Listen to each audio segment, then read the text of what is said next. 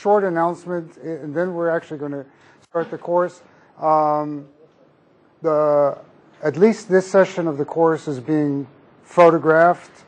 So I've never been a movie star before, but I'm looking forward to it. So I don't know, maybe there'll be some slight changes during the course. Okay, so we start off, here's the syllabus for this course.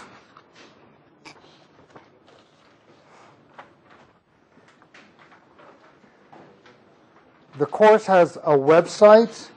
The address of the website is on the syllabus. I'm going to send you by email the login for the website. I don't want to write it on the board.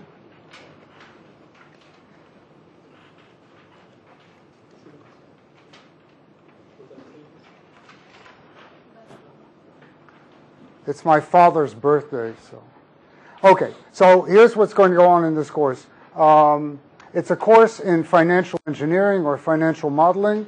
I'm going to use my book, which is called Financial Modeling, published by MIT Press. We have 25 copies of this book, courtesy of the Sofer family, to hand out to people who are participating in this course. But I'm not going to do that this week. So you have to at least turn in one homework and show up for the second class before you will get a copy of the book. So today what will happen is I will lecture from some PowerPoints and from some Excel that's on this website. At some point during the course in the intermission, we will sign up everybody with email addresses. All of my communication with you will be through email. So make very sure, if you don't get an email from me tomorrow, by tomorrow morning at 10 o'clock, send me an email. My email address is Benninga I have 10,000 like everybody else. Maybe the simplest one is Gmail. Okay?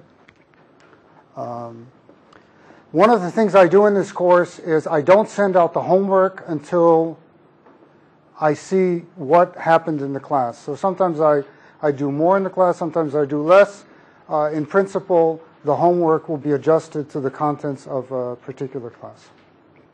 Okay, so what happens in this course? First of all, grading. There are 6 classes. Every class will be followed by a homework. Everything is done on an individual basis. At this point, I don't have a grader, so I'm going to grade them myself, which means they have to be really neat and clear, because otherwise I will get angry. Okay, this is clear, right? You do your own work. The exam is on August 22nd. I don't know the time, but it's probably going to be in the morning. Under certain circumstances, I will allow you to replace the exam with a group project, but it's too early in the course to talk about this. In principle, every week we will have an Excel homework assignment and we will have a small research assignment. I'll show you later on today what this is going to look like. Okay, topics in the course.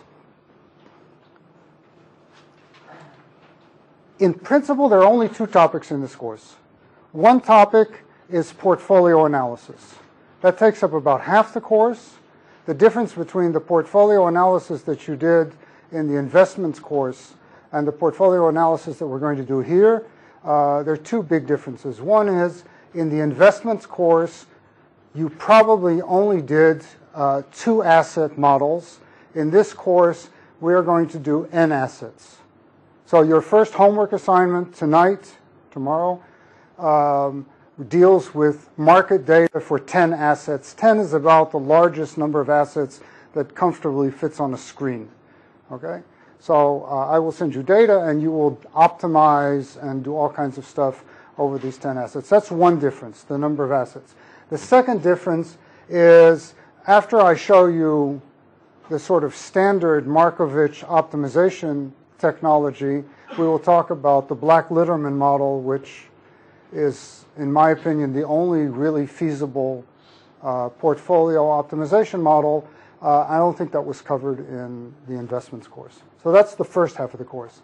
The second half of the course is options. Again, I'm going to do a quick review of options, just like today. I'm going to do a quick review of portfolios, but I'm going to assume that basically everybody in this class knows a little bit of options, that you know the binomial model, that you know the basic arbitrage propositions, that you know Black and Scholes on some level. I'll give you enough material to cover this, but I'm going to spend an hour covering this. Okay? And once we get away from options, from the basic stuff, what we're going to do is we're going to do Monte Carlo methods in options, and that's more or less it. That's a big topic. Okay? And we'll do some more stuff about simulating uncertainty. That's a topic that I'm very interested in. And again, I don't think it's a topic that's been covered before. That's it. Questions? After every class, I will post the materials as much as possible that I've used in the class. So for example, for this class, you will have access to the PowerPoints for chapter 30, which deals with data tables, 34, which deals with array functions, 8 and 9, which deal with portfolio analysis. I will post data for the homework, and I will post the homework itself, although once we get going and I have all your email addresses, maybe I'll just send it to you. I prefer to actually just send directly rather than post it. Okay, that's the course. Now, overheads. So in order to make this course work, I have to deal with a couple of Excel topics today that I assume everybody here knows Excel. You all know how to turn it on and turn it off and functions. Occasionally I'll talk about a function. I need several topics that you may or may not have had.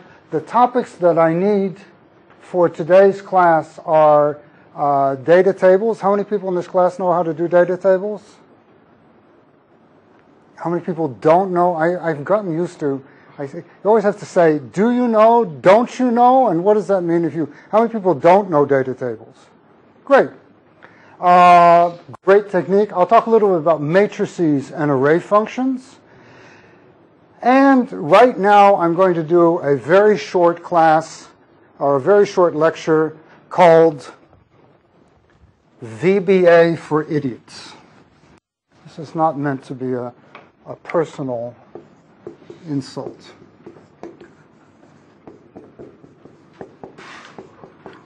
Okay, that's the first thing I'm going to do, and the reason I'm going to do this is, and every once in a while you get to see all of my family. I'll turn this off later.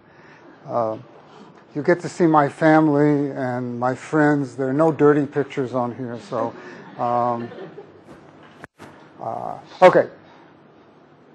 So, one of the things I'm going to do is in each and every spreadsheet that I use, I embed a formula called get formula. And get formula, there's a document posted here, which I'll show you in just a second, about how to add get formula. But the first thing I want to do is I want to talk about VBA. Okay? By the way, I think it's very helpful. It would probably be most helpful if you would bring a computer to your class. Because I'm going to do a lot of stuff, and a lot of times you can just sort of follow along with me. Okay, so what's VBA? VBA stands for Visual Basic for Applications. It's part of the Windows Excel package. Mac users, I have one. How many Mac users do I have here? Okay, if you're using Office 2011, that's okay. Anything before that is hopeless. All right, so what I'm going to do is I'm going to show you two things in VBA. The first one is just sort of how you make a function in VBA, And then the second thing is I'm actually going to show you this get formula. And later on you'll see that I supply you with a variety of functions that you can implant in your spreadsheets to do various computations. So here's what I'm going to do.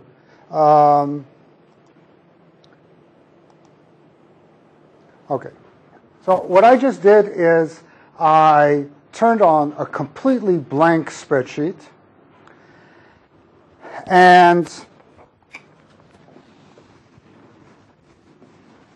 embedded in this spreadsheet is VBA, and I'm going to show you how to write a function. This function is going to add two numbers together. Now I realize that's not like a big advance for computational finance, but it's sort of the simplest thing I can think of. Okay? So I'm going to write a function. I'm going to attach it to this spreadsheet. It's going to add two numbers together. I'm going to show you how to do this, and then we'll see what we conclude from this. Okay, how do I do that? The first thing I do is I hit Alt plus F11.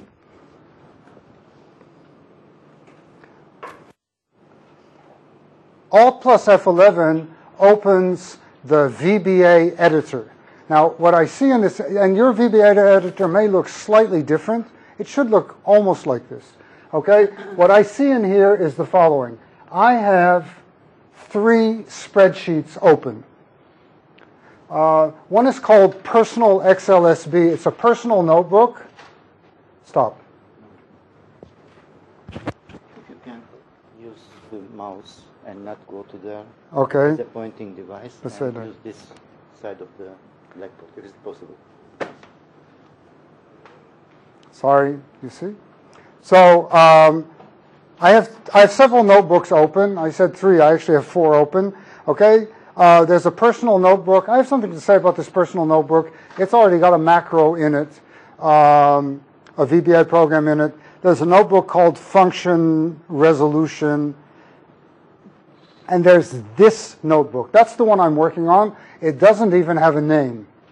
It's just called Book 1. We will give it a name in just a second.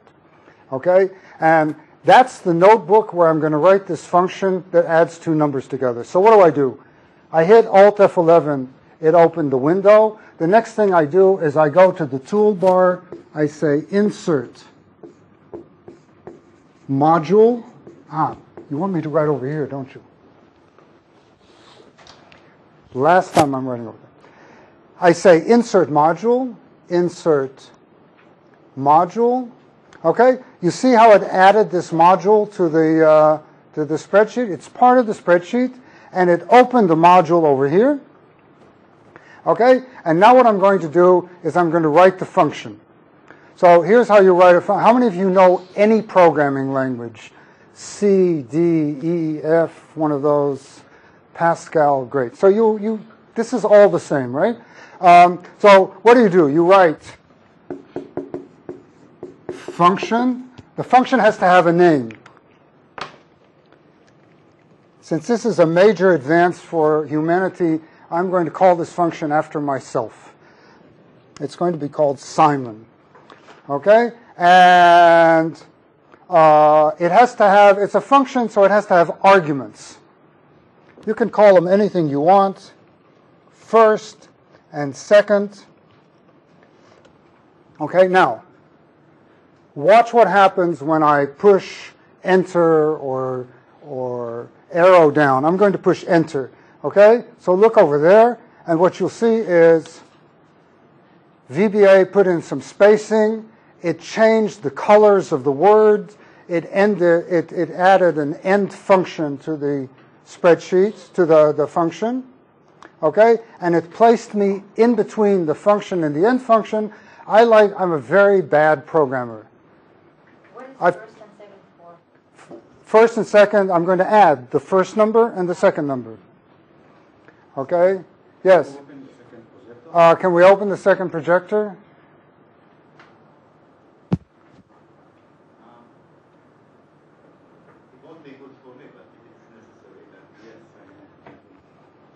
Okay, well, they come first. There are some places, I mean, you know what, there are too many people over here. So, אני מתנצל.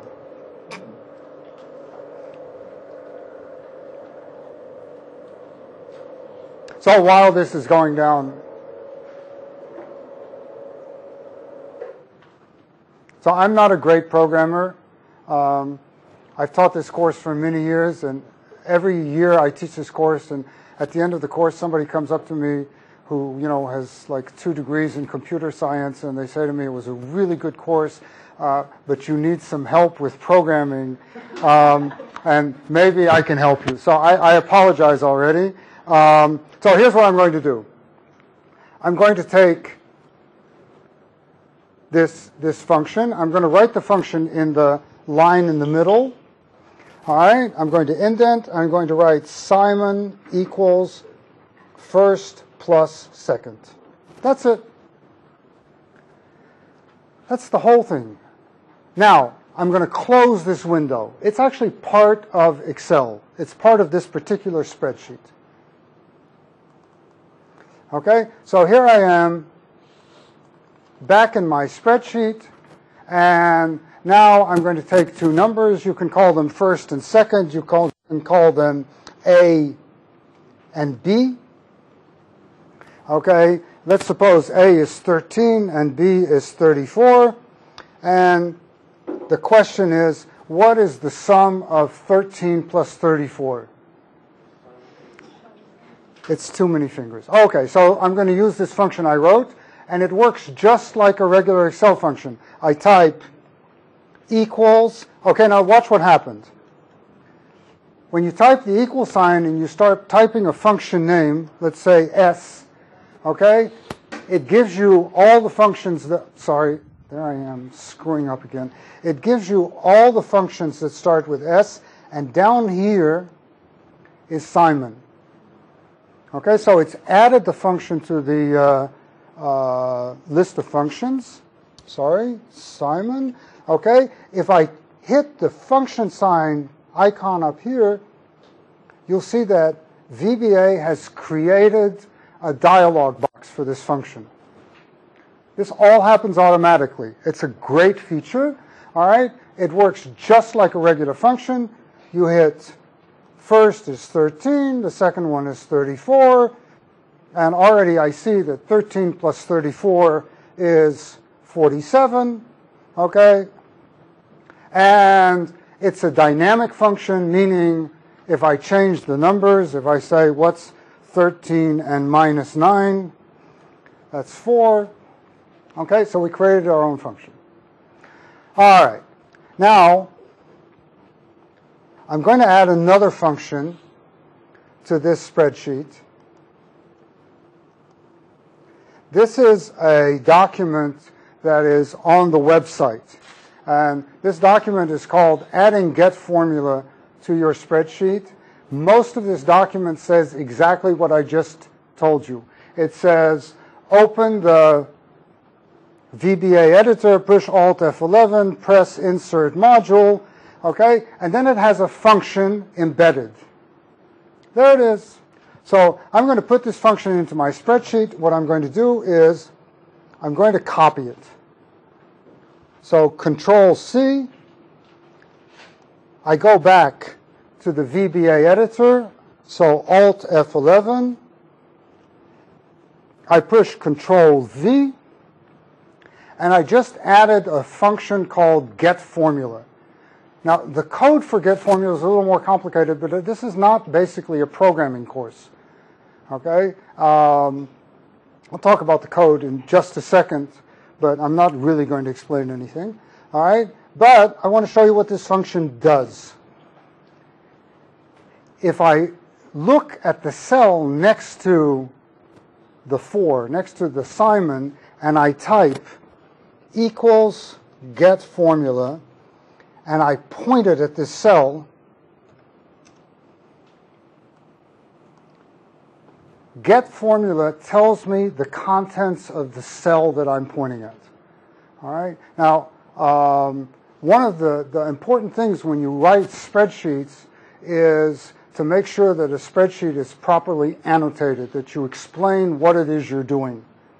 And I got this formula because I write books about this garbage, and I had a severe problem that I would always say, this is the formula, and then I add a row or a column or I change something and I forget to update my annotation, and the end result is that I'm saying the wrong thing to people. So this is a great formula.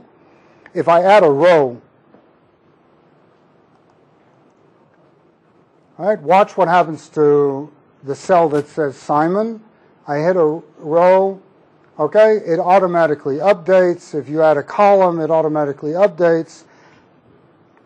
Okay, so that's the first thing that I have to do in this course. Let me do some other stuff. Let me go back for just a second, Alt 11, and let me explain a little bit about this function. I'm not going to explain the programming. It's got an if in it, and in general, you can do with VBA whatever you want. It's a very widely used programming language. At some point, Microsoft tried to get rid of VBA, so there's a whole generation of Macs where they decided to issue Office without VBA, and everybody screamed bloody murder. So VBA is back for the new Macs, and it's still there in all the Office applications. I think it's probably the most widely used programming application in the world. The one thing I wanted to point out to you here is the top line here starts with an apostrophe. It's colored green. It's a comment. I try very, very hard to give credit for contributions, so I didn't develop this function. There was some nice lady that was my student at Wharton, and then I have a friend named Benny Chachkas, who was actually the co-author on some of the chapters of this book. If you send me a comment and I use it, I promise you I'll put your name in the book. How's that? I mean, the truth is, I put it in very small type on a page that nobody ever reads, okay? But it'll be there forever, and you can show it to your mother or father or girlfriend. Okay, so I haven't saved this spreadsheet yet, but I'm going to save it. I have a special place to put these kinds of spreadsheets. I'm sure you have something like that. In my case, it's a directory called junk. All right, so I'm going to put this in my junk directory, and I'm going to call it Financial Engineering Tuesday. They're all on Tuesday, right? So it's the 5th of July, 2011. Okay, now, before I save it, I have to say something about the formats of Excel spreadsheets. Is there anybody in here who is still using Excel 2003? One person. It's not a bad product, okay? So you don't have to listen to this. In Excel 2003 and all the versions before, all the Excel files end in XLS. Most of the Excel files, okay? Starting in Excel 2007, and 2010, which is the version I'm using, and 2011, which is what the Mac people are using, the standard suffix for an Excel file is .xlsx.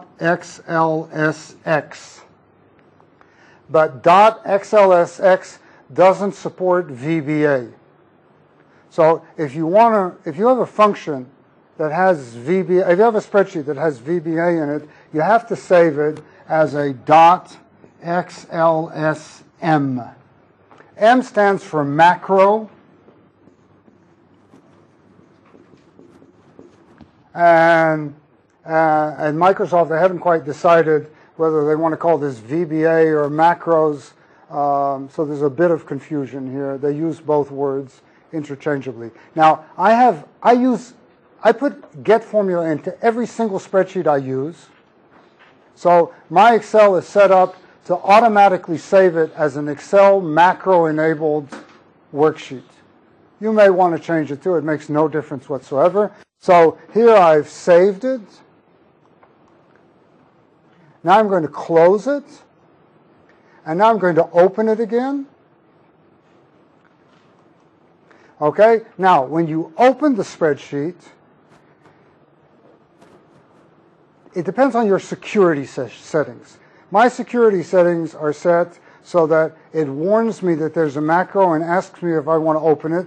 If you work for a bank, then probably, and you got your software from the bank, then probably it's set up so that it won't open any macros. Banks don't like USB ports or macros or any of that stuff. I'll leave you to figure out your security settings for yourself. In my case, as you see up here, it says macros have been disabled. Do you want to enable the content? Notice that in the meantime, they're not working. The get formula is not working, so you hit enable content, and that's it. Okay? Questions?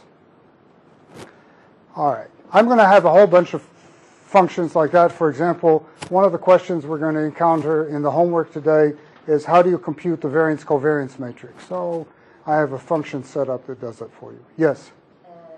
Plug in the second function, the get formula. Yeah. You have to first enter the first function. No.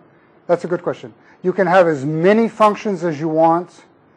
They can be in as many modules as you want, one after the other or in separate modules. The one rule is that you cannot have the same function twice. Where? What do you mean? If you have the same, if you put another instance of get formula into this spreadsheet, it won't work. A second get formula. A second one, which is exactly the same as the first one.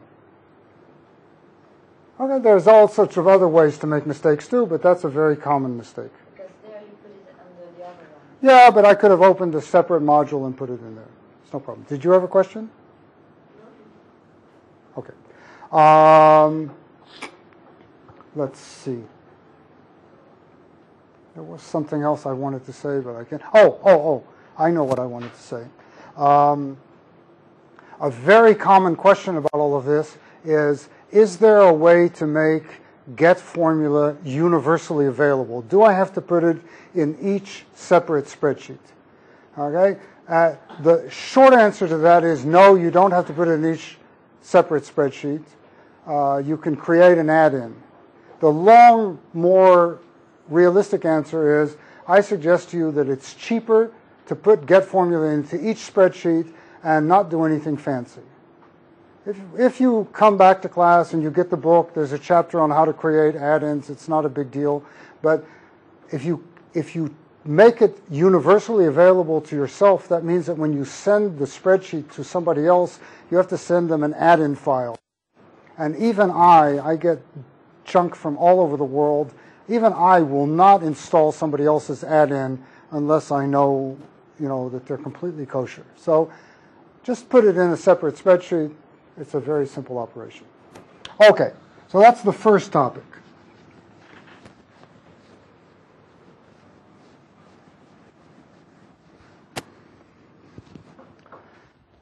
So now we're going to talk a little bit about finance.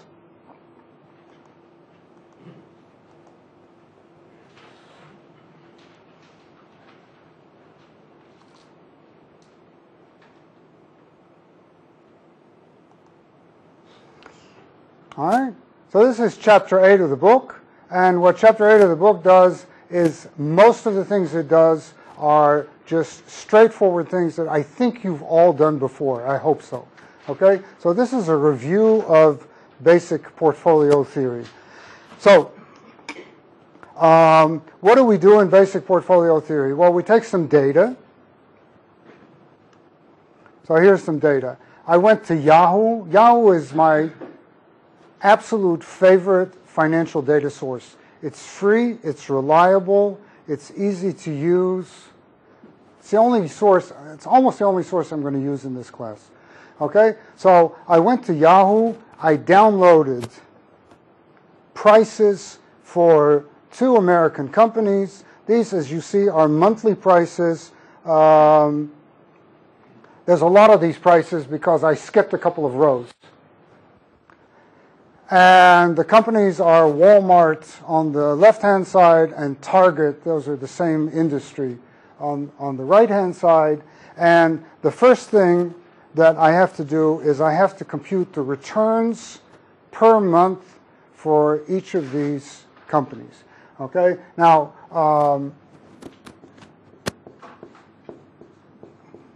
there are two ways to compute returns.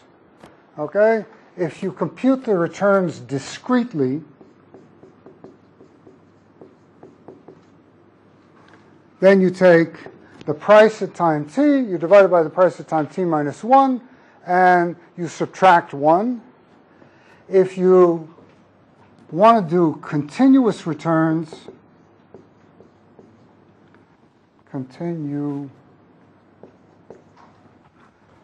then you take the log of pt divided by pt minus 1.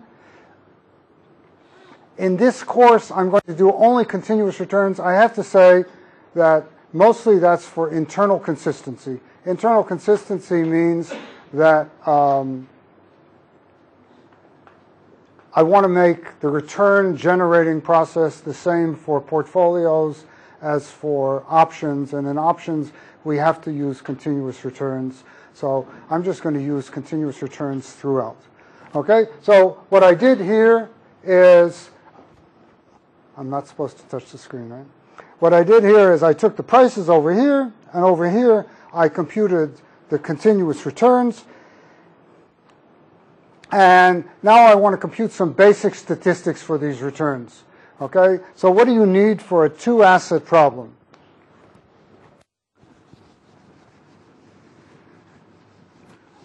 Well, you need the mean return, which is actually the average return, which in this case is just the average of the returns. So the average return for Walmart, this is monthly data, remember? The average return from Walmart over these 5 or 6 years is 1.59%, and for Target is 0.46%. Then you need to compute. Sometimes I will write something like this. So I might write mu Walmart. Okay? Then you need to compute the variance.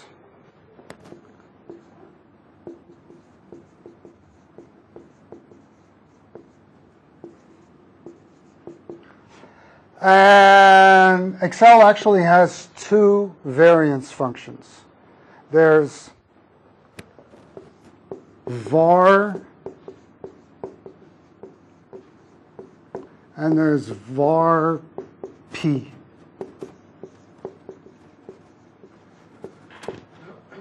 And the difference between these two is that var divides by n minus 1, okay, and var p divides by n.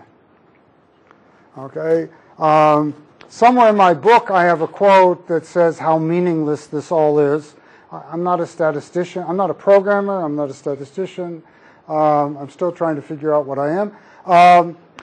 In this course, I'm going to use almost exclusively var p. The reason for this is that the Excel I mean, you don't have to listen to this, but the reason for this is that the Excel correlation function also divides by n.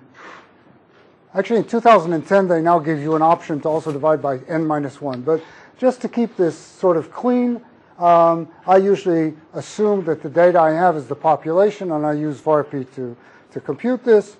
That means that the standard deviation, well, you can either take the square root of the variance, or you can use the function in Excel, which is stdevp.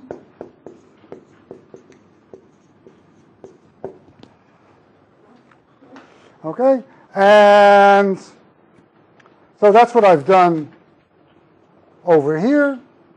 Okay, now in general, we'll be working with months or days. We won't work so much with years, but it's hard to understand monthly returns. At least it's hard for me to understand. So in this particular spreadsheet, what I've done is I've computed the monthly returns, and down here I've computed the annual returns. And here are the rules for that. The rules are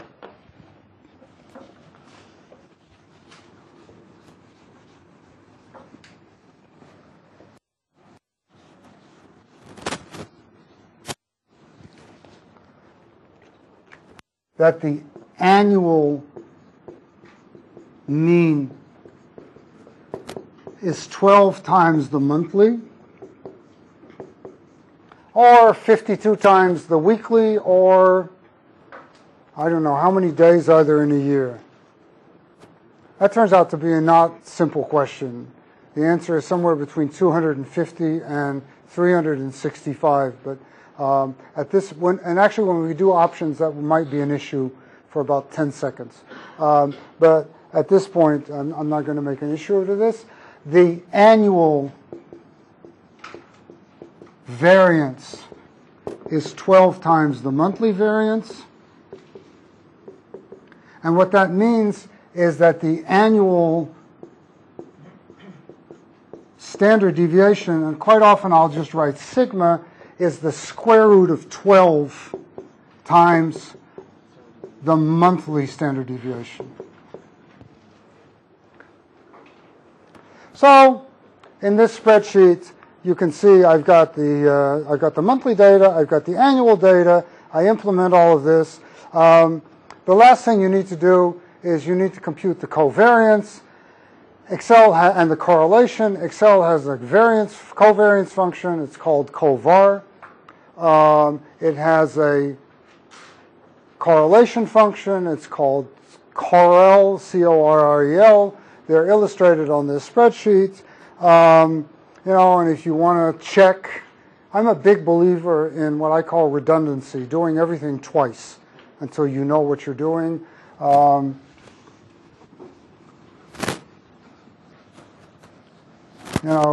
It's easy to check that the correlation, now I'm talking about the Excel correlation, is equal to the Excel covar divided by the variance of Walmart. Sorry, it's not the variance, is it? It's the standard deviation of Walmart times the standard deviation of Target. Okay? So I'm just sort of saying this because I know you all know this. All right? Let me tell you one other thing that's an issue here. If you look at the top of this spreadsheet, it's actually just a picture of a spreadsheet. Okay? You'll see that I stated that Yahoo's returns are adjusted for dividends. So when a company pays a dividend, Yahoo, when you download the data, when you look at the data on the screen, they will show you the dividends. But when you download the price data into a spreadsheet, you will not see the dividends. And the assumption that they make is that each dividend is reinvested to buy more stock. And I've checked all of these things, and the computations are correct. That's actually an issue. So, for example, in today's homework, I wanted to give you data for the S&P 500.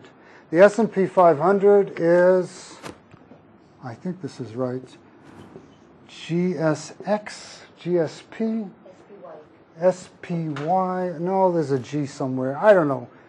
It's something like this, okay? But the Yahoo data for the S&P 500 is not dividend adjusted. It doesn't include, the S&P is 500 stocks. Most of them pay dividends. The Yahoo data is not adjusted for dividends. So in fact, I didn't use this. I used the Vanguard.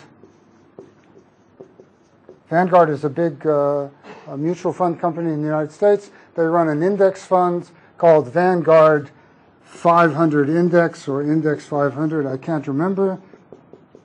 The symbol is VFINX. And their data, because it's a mutual fund, is adjusted for dividends. When you say adjusted, you mean that on the day of the dividend distribution, the price doesn't increase? It's true that it is. On the day of the dividend distribution, we would expect that the price decreases. But I don't know what happens in fact, but what Yahoo assumes is that you take the dividend, and on the day of the dividend distribution, you buy more stock using the dividend. This is the meaning of adjusted. That's what it means to be adjusted. Okay? Yahoo data has a lot of, they're not peculiarities, but there's a lot of stuff that goes on there. For example, Yahoo will backwardsly adjust for stock splits. So the last price you see will be the actual price you see in the market, but if you check a price from 10 years ago, it may not be the actual price. Okay? Because in the meantime, the company, let's say Intel or Walmart, has split its stock 2 or 3 times, and it's all adjusted. So anyway, the data is correct. That's the point. All right. Now, what do you do with all this stuff? Well, you can run regressions one on the other. I'm not going to talk about regressions at this point. How many of you know how to do regressions in Excel? If you don't, sometime at the beginning of class when I'm bored, I will maybe talk about, how to do regressions. I have all kinds of Excel topics that I can talk about when I don't have anything else to do. Okay, let's do some, I'm going to bring up a spreadsheet in just a second. Let's do some actual finance. So let me just remind you what you learned in this introductory finance class or in an investments class. If you have 2 assets and you have the returns of these assets and the standard deviations of these assets and the covariance, then a portfolio of the assets has here's the portfolio expected return. X WNT is the proportion I invest in Walmart. X target is, of course, 1 minus the proportion I invest in Walmart. And I assume that you know these formulas. Is that right? Don't even tell me if it's not right. If it's not correct, you can go home and you can read about it, and the next time you will know these things. Okay, so let me stop this for just a second. Let me go back and find this spreadsheet I was working on. Okay, and hopefully I'm going to do this right. Okay, so I'm going to do a 2-asset portfolio problem. So I'm going to have asset 1 and asset 2, and I'm going to have the mean return, and I'm just going to make up numbers. In fact, I haven't planned this. I hope it works.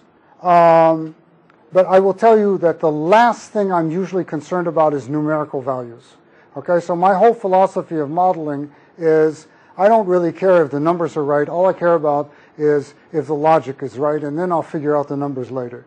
Okay, but just to make this sort of normal, let's suppose that asset 1 has a mean return of 6%, and asset 2 has a mean return of 10%, and asset 1 has a standard deviation of 11%, and this one has a standard deviation of 20%, and let's suppose that the covariance is, you know what, I don't know much about covariances. I don't actually understand covariances, okay? I sort of understand correlations. So I will tell you, and that's actually a topic I want to talk about next time. The average correlation of stocks is somewhere between 0.2 and 0.3. It actually varies over time. Anybody know about correlations? What does correlation mean? What? Which stocks move together? Huh? The intensity of which stocks move together. It's the common change. It's, how much of one stock can be explained by the other stock. One moves up, the other one move up. Okay? So the if you take long periods of time, the correlation is somewhere between 0.2 and 0.3 average, I think. But I've got homework today, and one of the homework questions is, for these 10 stocks that I picked almost totally arbitrarily, what's the average correlation? Okay, I will tell you that what happens is, in times of market crises, correlation tends to move up dramatically. Okay, so any of you who do VAR, which is not a topic that we're going to discuss in this course, one of the classic things about VAR is you're trying to do some computations, you need the variance-covariance matrix, but you have to take into account that when things are bad, the whole correlation matrix moves up. So let's suppose that the correlation is 0.2, and that means that the covariance is what? Yes? Shouldn't the correlation be under the sigma column? It talks about... No, I don't know. What does it matter? I don't know. The covariance is this times this times this, right? And here's where I use get formula, so I can now show you this. Okay, now I want to do a sample portfolio calculation. Okay, so in a sample portfolio calculation, we say, well, what would happen? So here's one portfolio. Suppose the percentage of asset 1 is 25%. Okay, what's the mean return of the portfolio? Well, the mean return of the portfolio is the percentage in the first asset, I'm not even trying to be fancy here, times the return of the first asset plus 1 minus the percentage in the second asset, times the second asset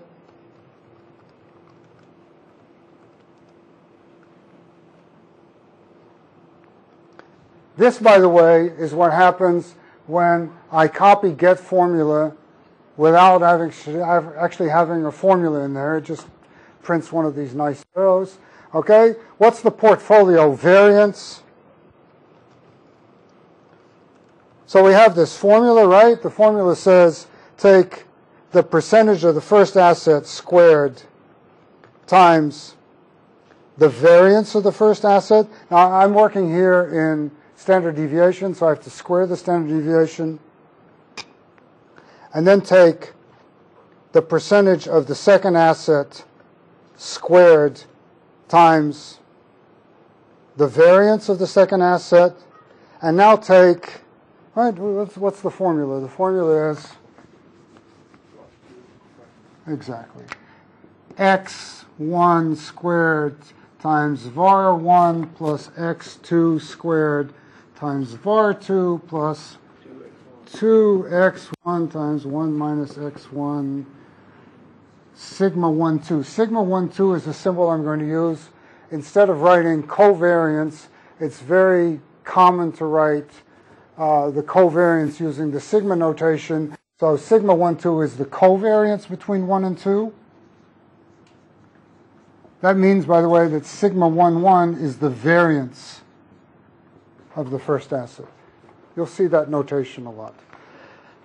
So I did the proportion of the second, and now I have to do the third one, which is 2 times B9 times 1 minus B9 times the covariance. It's very easy to make mistakes here, and I've made tons of mistakes in this kind of thing. Okay, and the standard deviation is the square root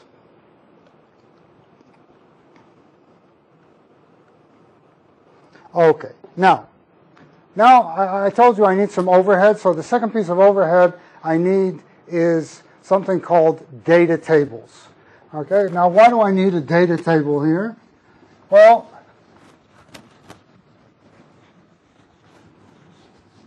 because the standard drawing in all of portfolio analysis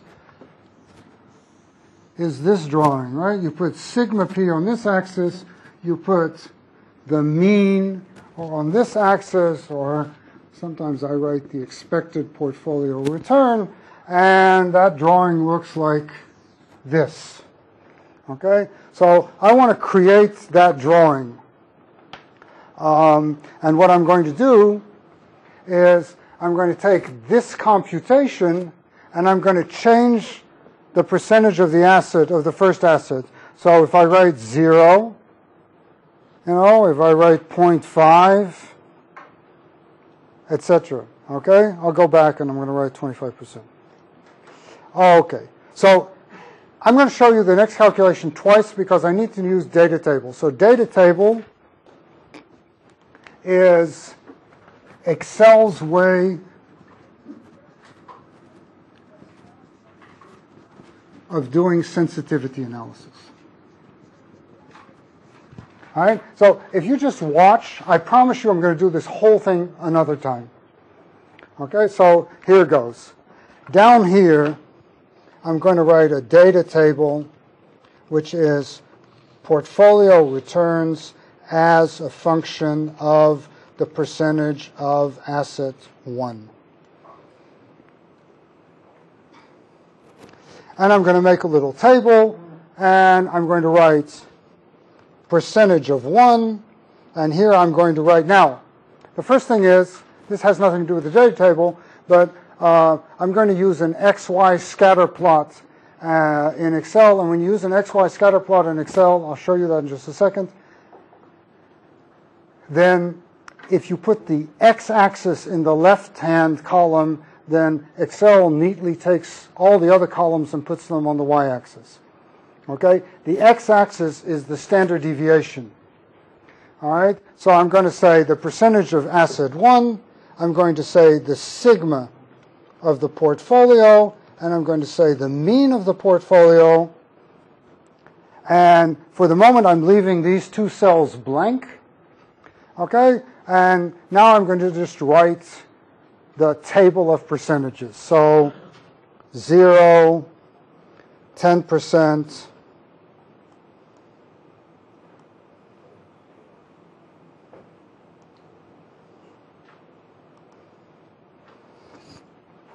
okay? So far,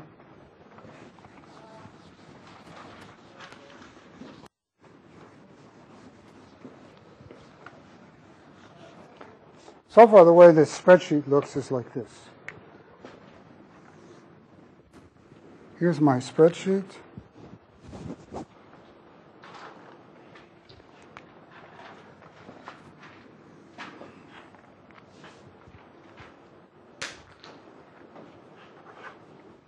Up here in the left-hand corner is an example.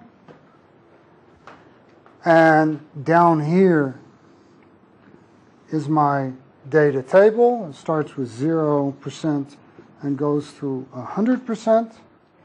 Okay? And now what I'm going to do is I'm going to connect these two cells to the example. So in the example, in cell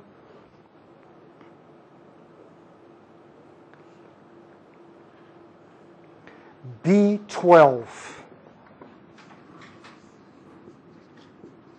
I compute the standard deviation of the portfolio. And in cell B10, I compute the expected return of the portfolio. Okay? So what I'm going to write here is I'm going to write equals B12. And here I'm going to write equals B10.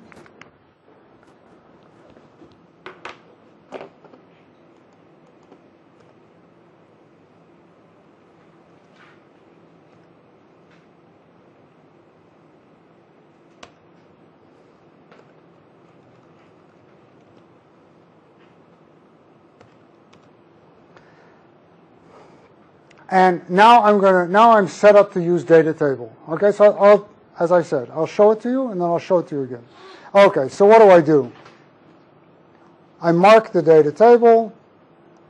I go to, now I'm using Excel 2010. It could be that these Mac people who should probably be eliminated, but it could be that it's in a slightly different place. In my spreadsheet, and who's my lonely 2000 okay, in yours it's just data table, but that's simple. In mine it's data, what if analysis, data table, and this brings up one of these dialog boxes that we all know and love in Excel, okay? And in the case of this particular data table, the thing I'm varying is in the column. Don't try to write this down. I've got a whole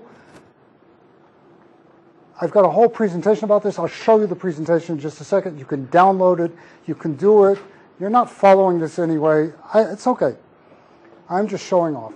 So column input cell. The column input cell is what it is in this example that I'm varying. Somewhere up here, it said the percentage of asset 1. So what Excel is asking me right now is it's saying, okay, the thing you want to vary, is it in the column or is it in the top row? It's in the left-hand column. Where is it in the example? And the answer is, it's up here. It's cell B9. Okay, now I have to say a short prayer. Please don't embarrass me, God. Okay. Oh, shoot.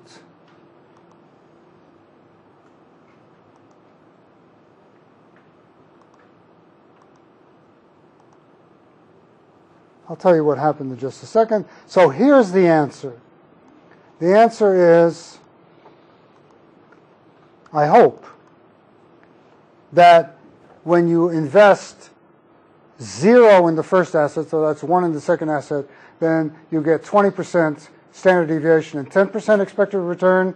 And when you invest 100% in this first asset, you get 11% and 6%, right? That should be the same as these numbers up here. Okay, and let's just try one sample calculation. Is it true that if I invest 80% in the first asset and 20% in the second asset, that my average return is 1037 and my standard deviation is 6.8%? Well,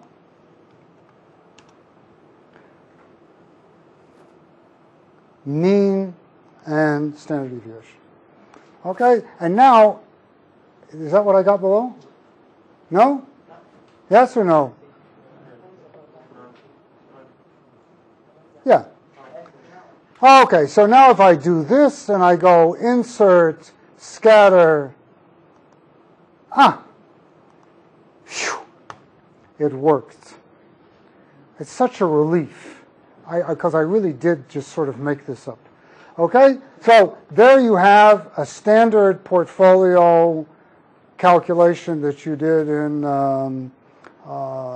your introductory finance class. Now, let me make this a little smaller. I'm not going to make any attempt to make this beautiful.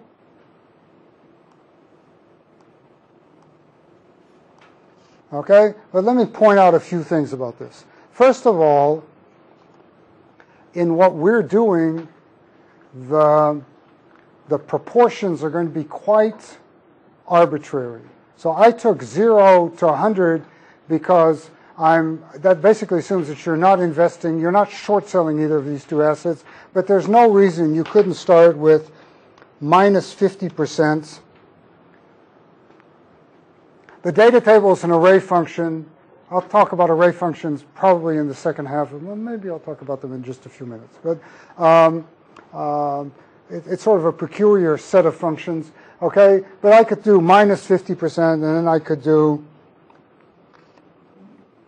minus 30%. I can change all of these things. Okay. So that's one thing, but that's the shape you expect to get. Okay? You can also play other games that I assume you played in this course that you took. For example, you can vary the correlation. You know, the sort of standard thing we do in that course is we say, what if the correlation is -1? All right? And then you get that there's an asset, a portfolio, which is on the y-axis. All right? So you can eliminate all the risk. And, you know, you can do all of these things that you did before. Okay, let me show you one more thing I do with get formula. All right, in the back of my mind always is this question about how do I print all this stuff in Word? Now, I know this is not a class about making colorful reports and stuff, but you know, at some point, almost all of us do calculations in Excel, and then we copy them to Word. And I actually have some suggestions about this. This has to do with a topic called what's your personal notebook. But one thing you're going to do if you're going to do Word is you're going to want to eliminate these two cells. All right, but you can't do that. If you push delete, then you've eliminated the connection between the example and the data table. So you have to hide them somehow. Usually, how do you hide a cell?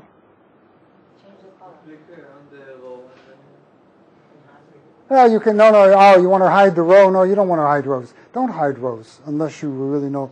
You know, people sometimes they paint them white. I'll tell you what I do. I right click and I go Format, Cell, Custom, and I put in what do you call that thing?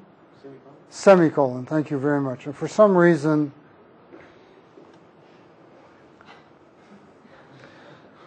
Now I have another problem because I'm obsessed by this problem of annotation, which is I come back in 3 weeks and, you know, I'm trying to show this to somebody. I have no earthly idea what I did. And this says B10, but God knows what that means. So usually what I do is I go over here and I say, I add a little text. You can add get formula is a text function. That's another topic we could discuss at some point. It's a text function, and to add text, you just put it in double quotation marks. So I say, comma, data table, header. Okay, so what did I do?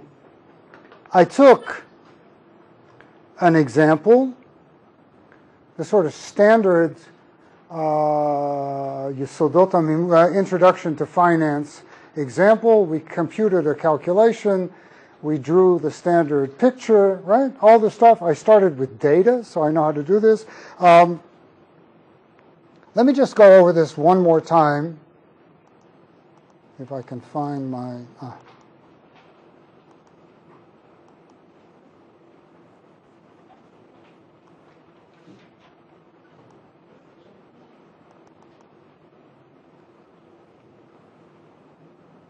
Okay, so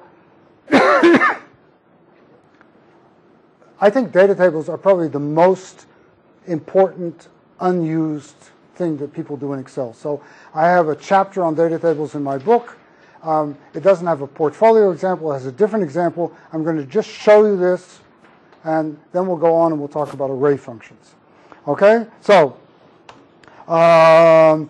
you know, what's a data table? It's a way of doing sensitivity analysis in Excel. So here's a little example. In this example, I take a cash flow. The initial cash flow is 234. It grows by 10%. I'm taking a discount rate of 15%. So this is a sort of basic corporate finance question. And here's the cash flow. It's costing me $11.50 in year 0, and here it is. That's the 234, and that's the 10% growth rate. And now I'm going to compute both the net present value and the internal rate of return. Now, those of you who know some Excel know that the Excel NPV is misnamed. Do you know this? Say yes. Is what? Misnamed. It's actually the present value. You know, show up next week. If you show up early and give me your homework, maybe I'll give you a book and then you can read all about this in chapter 1 of the book. I'm not going to do this. But the net present value of these cash flows is the first cash flow, that's B6, plus the NPV function, which is really the present value. B3 is the discount rate, so B3 is 15%. And the internal rate of return, you just take all of these cash flows and use the Excel function IRR, and the internal rate of return here is 17.6%. Okay, so that's an example. Every data table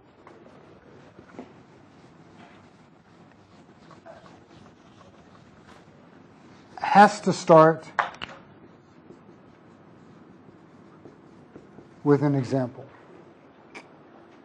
Okay? And then the data table has to be in the same sheet as the example. You can't have an example in sheet 1 and a data table in sheet 2. It doesn't work. Okay? So here are some questions that I want to ask. What happens if I change the initial investment? What happens if I change the growth rate, the discount rate? You know, these sort of standard kinds of questions. So what did I do here? Here's my basic example, and here's my data table. Okay, so what happens in the data table? The left-hand column is the thing I want to vary. Notice how careful I've been about annotation. I actually say what this data table does. It's the data table, it's the net present value for various discount rates. The discount rates are here.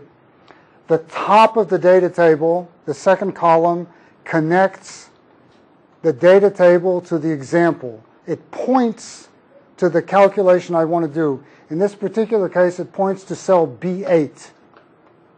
Okay? So here's the data table. What do? That's the way I wrote it. I mark the whole data table. I push data table or data what if analysis data table, and I come up with this dialog box, and the dialog box asks two questions. The first question is the parameter to be varied, is it in the top row or the left column? It could, by the way, be both in the top row and the left column. I'll show you that in just a second. So in this case, just like my portfolio example, it's in the left column. And the second question is, where is this parameter in the example? That's the question. And in this case, where is it in the example? It's in cell B3 because I'm varying the discount rate. On which cell do I have to stand if I want to open the data table function? Where do I? I marked. What happened here is, I'm not supposed to do this. But I'm going to do it anyway. I marked the whole area. You see this black area? And then I did data table. The first column. What? Yeah. No, not the first column. I marked the whole table. With the title? With the title, with the header, what I'm calling the header. Yes. If you don't do the header, forget it. Okay. These slides are slightly old, so I say, where do you find this in Excel 2003? Where do you find it in Excel 2007? You hit OK on the dialog box, and here's the table. Okay, this is all this stuff that I just said. Okay, here's another example. I'm going to let you do all this stuff yourself. So the question here is, suppose I want to vary two things. Suppose I want to vary the growth rate, and suppose I want to vary the discount rate. What's the internal rate of return? Okay, so I put the growth rate on one side, I put on the top row. No, the growth rate here is in the left column. I put the discount rate on the top row, and the left hand, all right, here's growth, here's discount. Is it discount? And, so I guess I'm calculating, and here is net present value, and that connects to the example. So in this case, the dialog box, there's something in the row and there's something in the column, and you hit enter, you say a short prayer, and with a little luck it will work. The advantage of having an example is that if you have an example, then you can always check the computations. All data table does is it does the computations in your example. Okay, you should always check. That's it. We'll talk about, this is my Black-Scholes option pricing example. I'll show you how to do option pricing, and we'll generate graphs like this. They're all generated with data tables. All right, this is the intrinsic value. This is the intrinsic value. This is the Black-Scholes call price. It's all data tables. I use data tables a lot. I will say one other thing, which is a data table is the fastest way to stop a good computer. If you put 10 or 15 data tables into, this is the latest model of the ThinkPad. If you put 10 or 15 data tables in a spreadsheet, and every time you hit enter, Excel recomputes the whole damn spreadsheet, you can literally see the numbers change. Sometimes you don't see the numbers change, and that's even more disturbing. So before, remember I did my data table in the portfolio, it didn't work. And it didn't work because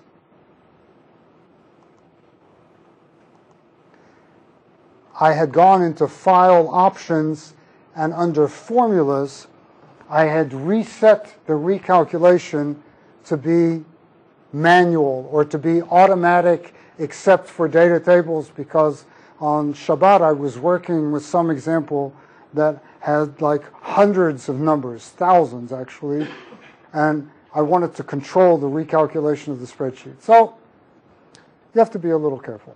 Okay, it's 8 o'clock. Let's take a 15-minute break, and we'll come back and I'll show you some more stuff. Oh, it's green. Can you hear me? Okay, so I did some basic portfolio calculations. I'm looking for my eraser.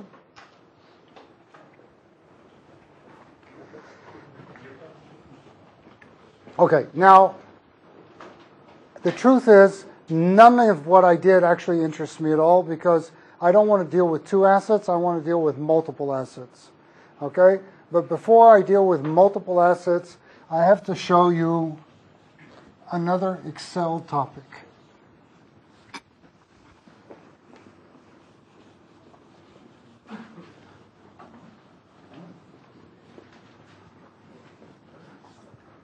And the Excel topic is a topic called array functions.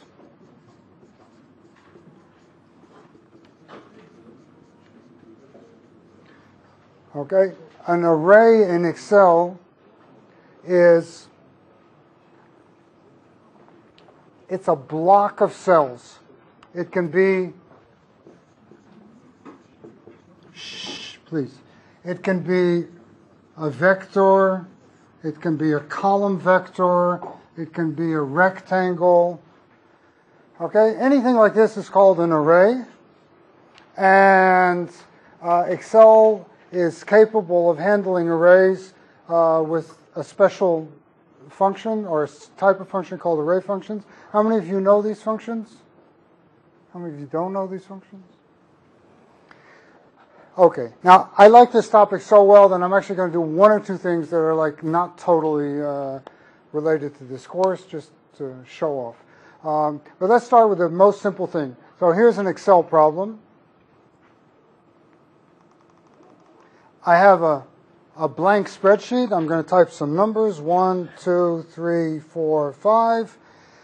And I want to turn this row into a column. How do I do that? What? Yeah, you do paste special transpose. Paste special, and then there's an option for transpose. Okay? And the way that works is you go copy, and then you go to wherever you want this thing to be, and you go paste, special, and down here is a little box that says transpose, and you just turned a row into a column. Brilliant. There's only one problem with this, which is the row and the column are not connected. You know, maybe it's a feature. Maybe that's what I want. Sometimes I want this. But so if I change 5 to 67, nothing happens. Okay, so Excel has a function that deals with this, and the function is called transpose. And it's the simplest array function I know of. And here's the way it works. Again, there's a PowerPoint on the web page for this. I mean, it's more organized than it looks, but I'm just making it up at this point. But you'll have to go home and read some of this stuff. So here's what I'm going to do.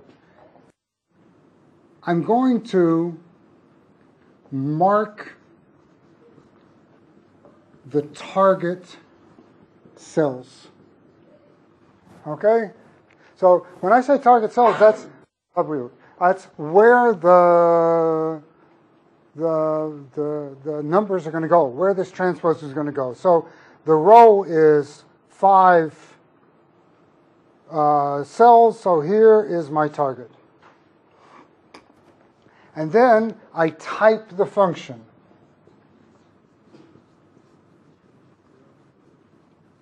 Now, in this case, the function is equals transpose, okay? And it must be A1 to E1. Okay? Now, at this point, so here I type the function transpose. Okay, at this point you don't hit enter. Don't hit enter. What you do is you go Control, Shift, enter. Okay, so you need 2 hands to do this. So you go Control, Shift, enter. And now, if you, here's get formula again. Okay, what you notice in the get formula, by the way, is the function has those 2 curly brackets. I didn't type those curly brackets. The curly brackets are a sign of an array function. Okay, so what you've done now is the row and the column are connected. So if you type 78, it will change. If you type Simon, it will change. Okay? That's an array function. All right. Now, Excel has all kinds of neat array functions. The ones I need for this, maybe I should say one other thing about an array function. You cannot, I have to turn up the volume. You cannot erase a single element of the array function. You can erase the whole function, you can change its references, but you can't just erase one. If I push delete, I get an error message. It took it a second, but okay. So you can do, that's no problem. Okay. By the way, the data table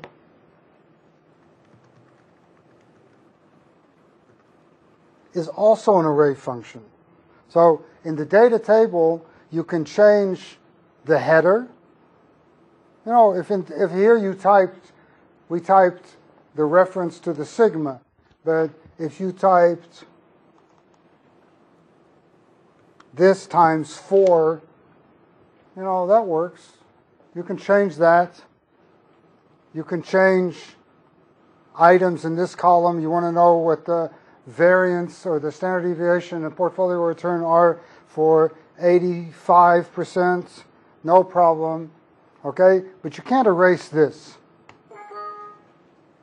You have to erase the whole data table, and the whole data table is this. Excuse me. As I was saying, you have to erase the whole data table, and that's it. Okay? All right. Now, what do I need? Array functions. Which array functions do I need in this course? Well, in just a second, I'm going to teach you my matrices for idiots. You know, first I have VBA for idiots, and now I have matrices for idiots. But when I do that, I will teach you the matrix array functions called mmult. That multiplies two matrices. And I will teach you one that's called minverse. That computes the inverse of a square matrix. Okay? But before I do that, let me show you two sort of nice examples, not related to this course, of array functions. One example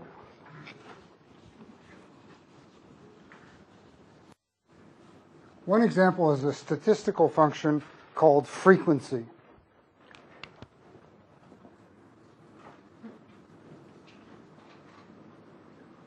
That's a very nice array function. It counts occurrences, okay? So here it is.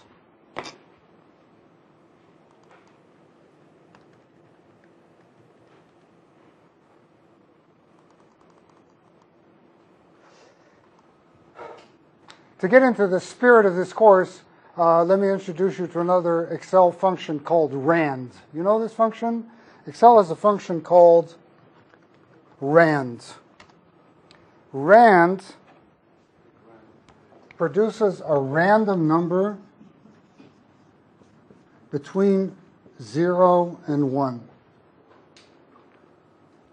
I'm going to be using rand a lot.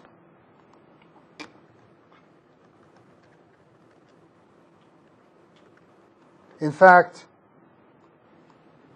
when I get to the part of this course that deals with Monte Carlo and option pricing, I'm going to be using rand all the time in actually pretty sophisticated ways. Okay?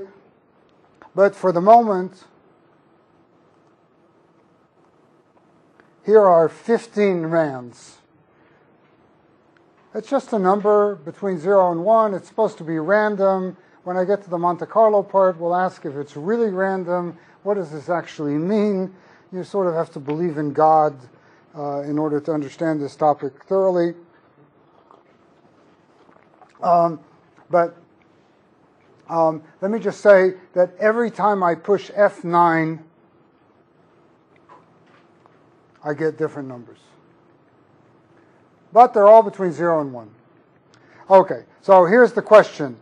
In this column of 15 numbers, how many are between 0 and 0.1? How many are between 0.1 and 0.2? Okay, that's the question. We could count. Actually, it's sort of unfortunate that I did it this way, because by the time I finish counting and I push enter, the number will change.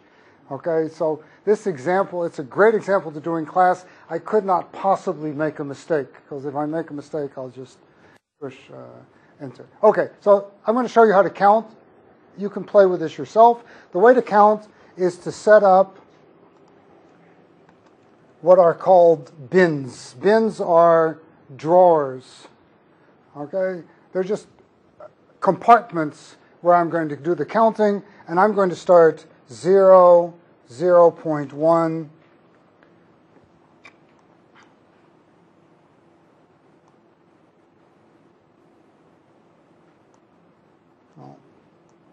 I actually don't need the 0, I think.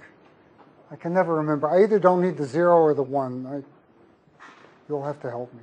Okay, so those are the bins, and now I'm going to do the frequency.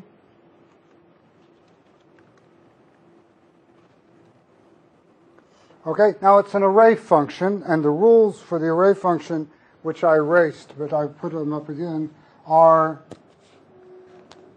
1, mark the target, 2, write the function,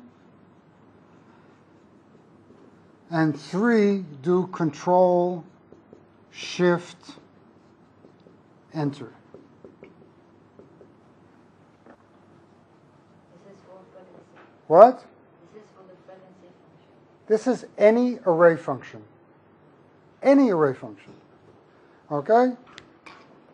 Now, in this is one of these cases where the Excel dialog box actually has an error in it. So I'll show you the error because I want to show you the function, okay? And then I'll fix the error. It's not a big deal. So here I go. I mark the target. I write the function, frequency. I put in one parenthesis, and I just want to show you the dialog box. So the dialog box says, where's the data?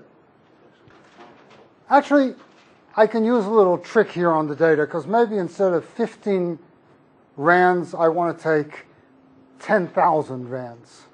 Okay? So I can just type AA with a colon. And that takes care of the whole column A. Okay? And now I write where are the bins. And the bins are here. Okay? And now, so far this dialog box has worked perfectly. Except that you would expect that when I hit OK, OK should be Control, Shift, Enter. Except whoever programmed this in every single version of Excel I've ever worked with forgot that point. One of the interesting things about Microsoft is I have a whole list of minor bugs in Excel, and I've never discovered anywhere to send these bugs. Including 2 years ago, I had a lady who actually worked for Microsoft in Redmond, and she said, oh, send them to me, and nothing happened. So this is a bug. So you hit OK, but actually OK is just enter, and that's wrong. So you have to reopen the function. That's not a big deal. You just go up here and you gently click. Now I'm back into the function, and you hit Control, Shift, Enter. And now what does this say? It says that in these 15 points, there is 1 between 0 and 0.1. Is that true?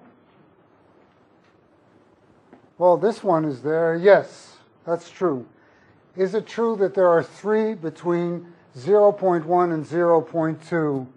1, 2, 3. Okay? And at some point, but of course, if I hit F9, right, it's going to change.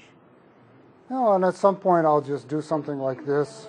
Count function. What? Why don't you use the count function? Because that means I have to, type count if and do count if this and that.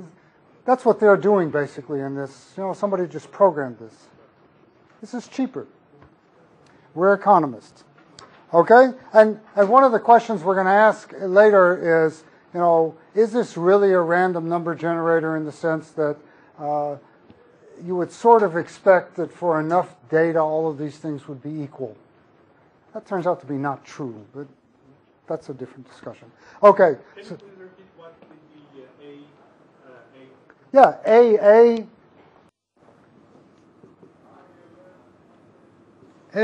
A just means the A column. Okay, so that's one use of array functions.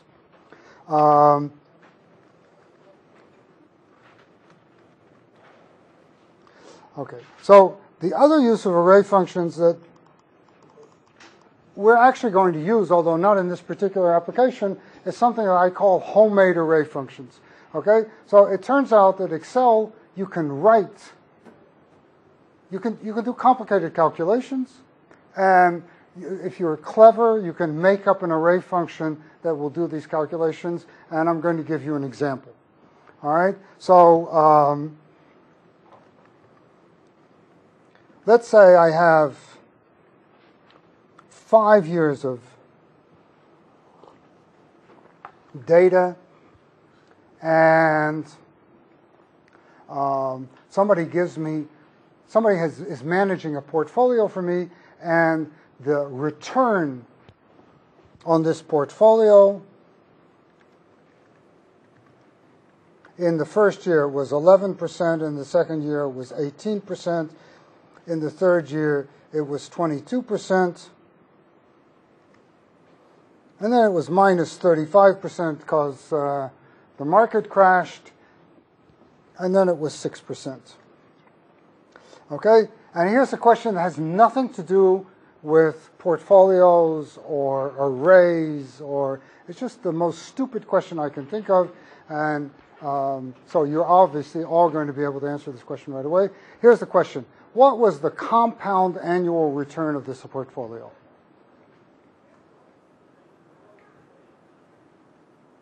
You're right. Huh?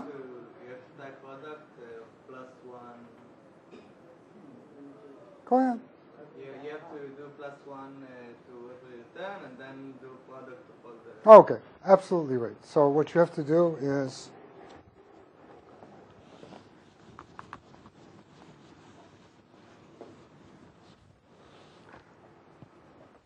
the compound annual return is you take 1 plus 11% times 1 plus 18% times times 1 plus 6%, and then it's this 5 years of data, and so you take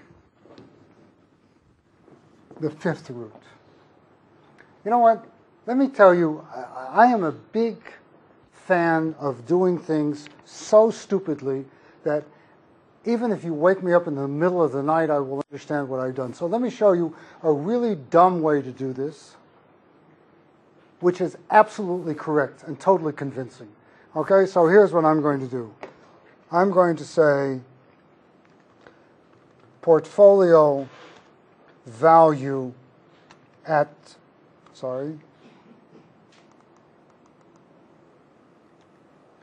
the beginning of the year.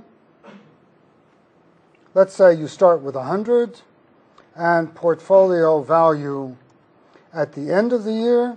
So if you started with 100 and you made 6%, at the end of the year you've got this one times 1 plus 11%.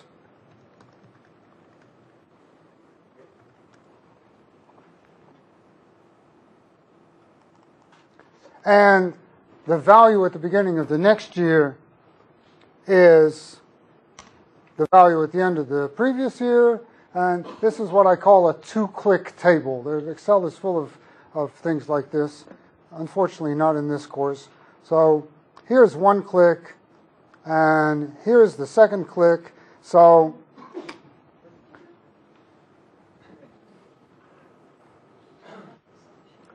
I drag this down, then I mark this, and I grab the handle here. You see that handle? And I double-clicked. Okay, and I can hit one of the things about Excel is you can spend a whole course, like all 6 hours, 6 classes, teaching tricks. So for example, there's this trick that says if you push Control, Shift, I like to think of it as exclamation mark. Some people say 1. Control, Shift, 1. All the numbers get very nicely formatted. They also get formatted with commas, but here there are no commas. So, okay? All right, so what's the finance point? The finance point is in 5 years, with these returns, it grew from 100 to 110. And so the compound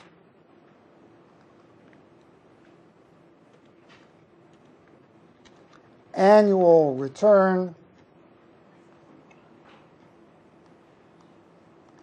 is you take the ending value, you divide it by the beginning value, you take the 1/5 power minus 1,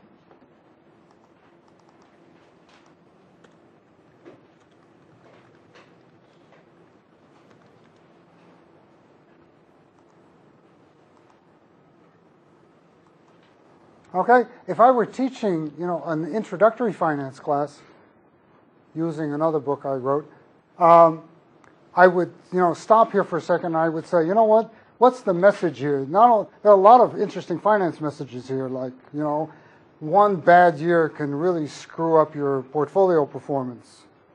Or this number is very different from the supposed average over 5 years, okay? I mean, there are a lot of wrong ways to do this question, but this is absolutely right, and what you said before, why did it do that? What you said before is, if you're multiplying this, if instead of starting with 100, you start with 1, it's the same thing. That's what you did. Okay, now, actually, I learned this trick because I'm in touch with somebody who manages really spectacular amounts of money.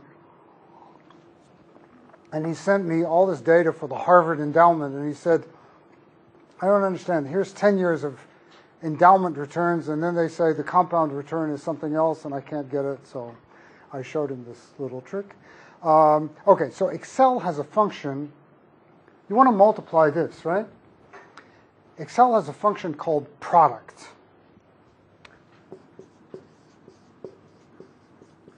Product takes a bunch of numbers. It's not an array function, and it multiplies them.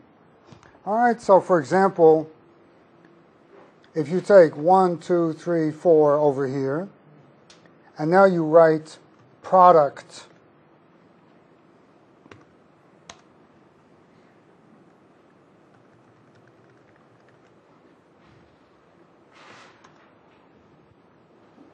okay, now I want to do this calculation without doing these calculations, okay? And what I want to do is I want to multiply these numbers, but I want to add 1 to every one of them. So here's what I'm going to do.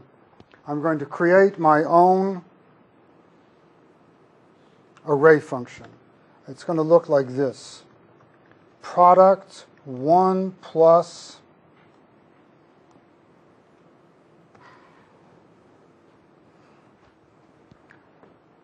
none of what I'm doing right now is obvious, okay? And in fact, if I hit enter,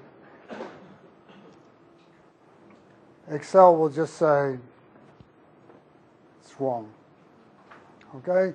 But for some reason, if I do Control Shift enter, meaning I enter 1 plus all these numbers in product and I hit Control Shift enter, then it actually multiplies all of these numbers, and the result is the same as this.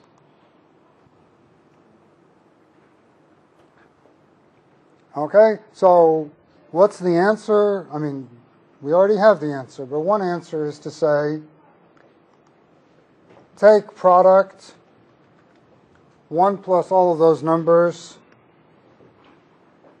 to the 5th power, subtract 1, hit Control Shift Enter.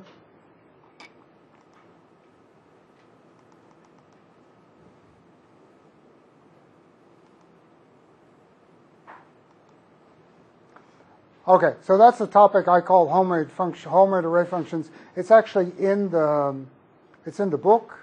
Sort of the same example as in the book, and it's on this PowerPoint that I posted on the website.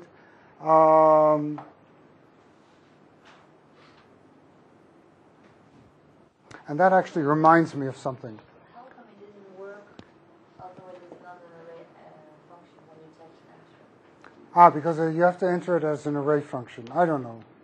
It's philosophy or God or something.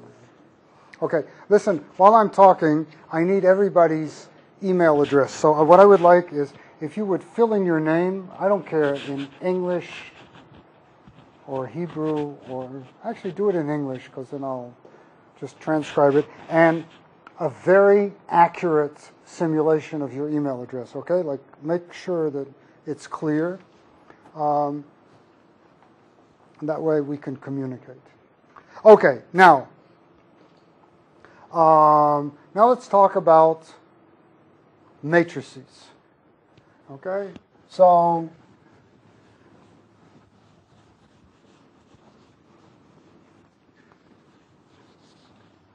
I have the same attitude towards matrix mathematics as I have towards taking square roots. Namely, I don't care how to actually do it. All I care about is the result. So this is not a course in matrix algebra. I'm just going to talk for a few minutes about what it means to multiply matrices. Okay, so what's a matrix? A matrix is just an array, meaning it can be this, in which case I'll call it a row vector. It can be this, in which case I'll call it a column vector. And it can be this, let's say 3 rows and 4 columns, in which case I'll say it's a 3 by 4 matrix. 1, 2. Okay? Those are all matrices as far as I'm concerned. Sometimes I use vectors, sometimes I don't. All right?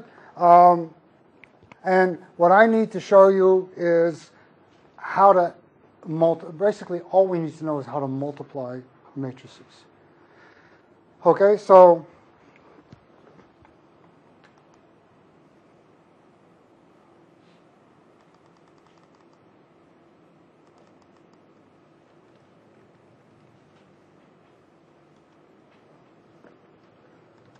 here's a row vector. 1, 2, 3, 4. And here's a column vector. 1, 2, 3, 4.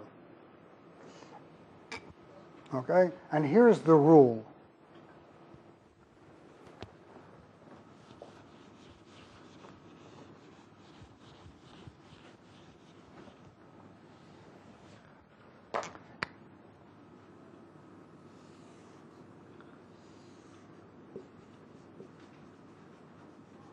You can multiply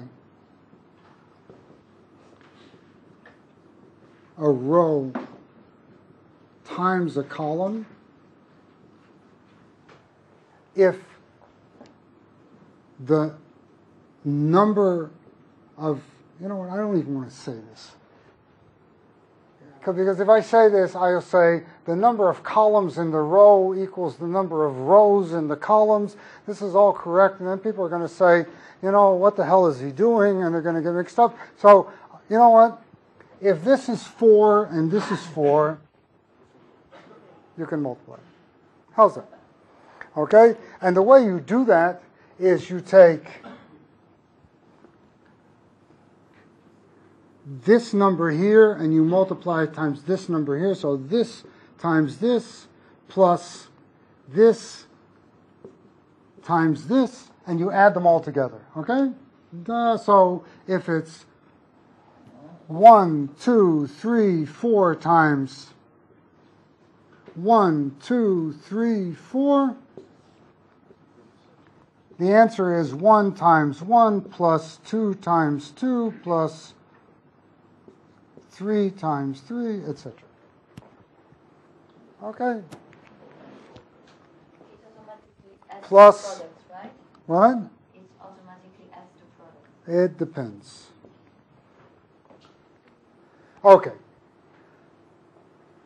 There are very simple ways of doing this, right? Like you could, for example, write out this times this plus this times this plus this. That's a lot of work, okay? Or you could, for example, say row times column, and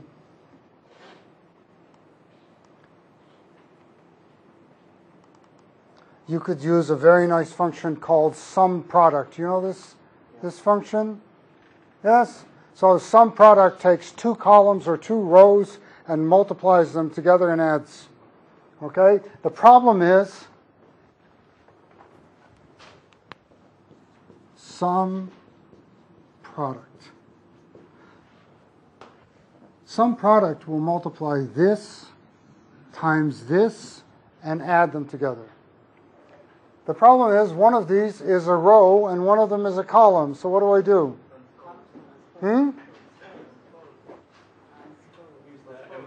Use transpose. So you say sum product transpose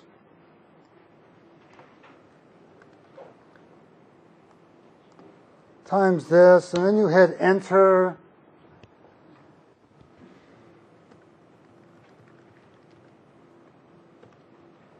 How come it didn't work? Because it's an array function. So you go back and you say Control Shift Enter. So the answer is 30. We could also check. Let's see. 1 times 1 is 1. 2 times 2 is 5. 3 times 3 is 14. 4 times 4 is 16 plus 14 is 30. So the answer is right. Okay? Here's the second thing you can do. You can use mmult. Mmult multiplies vectors or matrices. So you can say mmult row, times column. It has to obey these rules of having the same number of entries here as entries here, and you can say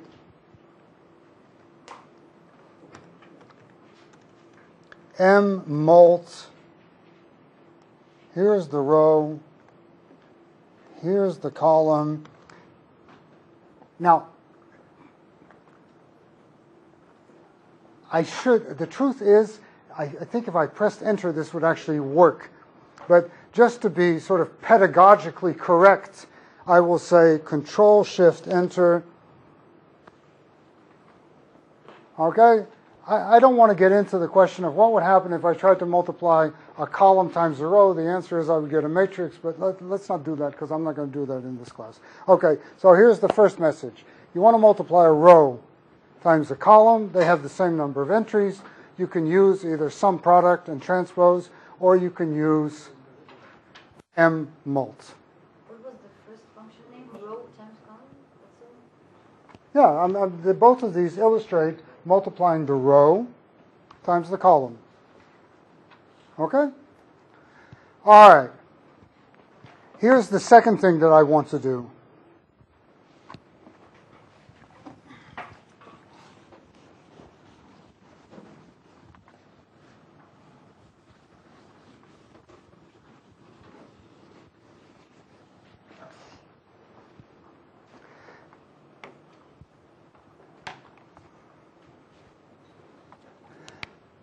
I want to take a matrix, I don't know, 1, 2, 3, 4, 5, 6, 7, 8, 9. and I want to multiply it times a row. 1, 2, 3. Sorry, that's not a row, that's a column, isn't it? You going? Goodbye. Has to catch a train. Sorry. So what do?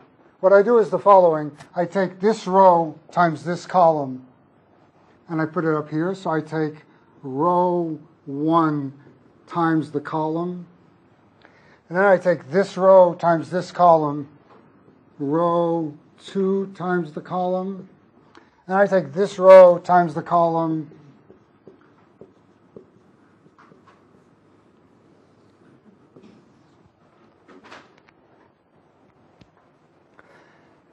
okay, so let's just do one calculation just to make sure that we don't do total I'm a little afraid of this camera because I like to curse. But I can't curse and I like to tell dirty jokes, and I can't tell dirty jokes, and it's going to ruin my rating. Okay, so for example, 1, 2, 3 times 1, 2, 3 is 1. Plus 4 is 5, plus 9, so this should be 14. We'll do one more. 7 times 1 plus 8 times 2. Oh my God, this is already too difficult. That's 23 plus 27 should be 50, right? Okay, so what do? Here's my matrix. 1, 2, 3, 4, 5, 6, 7, 8, 9. And here's my column vector, 1, 2, 3. And here's the product. Okay, again, it's an array function. So what you do is you mark the target. You type the function. So the function is, here's the matrix, here's the column vector, and then you hit Control-Shift-Enter. This time you must absolutely hit Control-Shift-Enter. Huh. It actually worked. Okay? And if you were to take this and turn it around, and you were to multiply 1, 2, 3 times 1, 2, 3, 4, 5, 6, 7, 8, 9.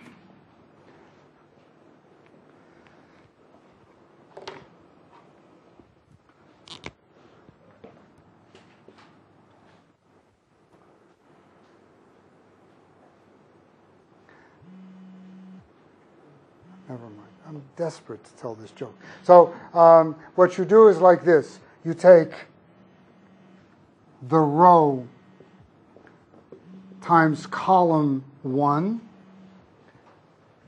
and then you take the row times column 2, and the row times column 3. So again, we'll just do one calculation. Okay? So 1, 2, 3 times 1, 4, 7 is 1 plus 8 plus 21 is 29. We'll do the second one. 1, 2, 3 times 2, 5, 8 is 2 plus 10. Did I do that wrong? 1 times 1 is 1, no? 2 times 4 is 8 is 9. And 3 times 7 is, you're right. Thank you. And 1 times 2 is 2, plus 2 times 5 is 10, is 12, plus 3 times 8 is 36. Did I do that right? Okay. So again,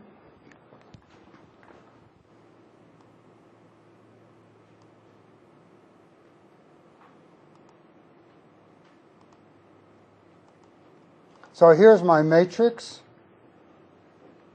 and here's my row vector, which is 1, 2, 3, and I'll do it down here. So my row times my matrix is going to be, again, mark the target, matrix multiply row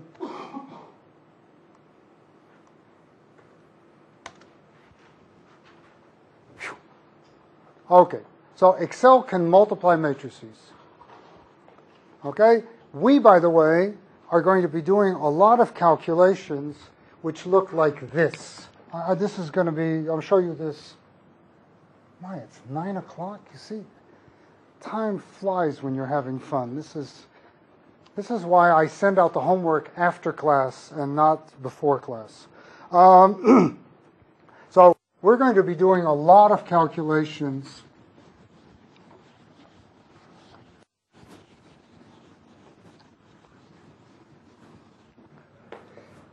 in which we take a row, we multiply it times a matrix, and then we multiply it times the same row as a column. So, for example, I'm about to define for you a concept called the variance-covariance matrix. The variance-covariance matrix is the concept which in portfolio analysis is the same as the variance or the covariance for 2 assets. So we'll have 10 assets, so we'll have a 10 by 10 matrix.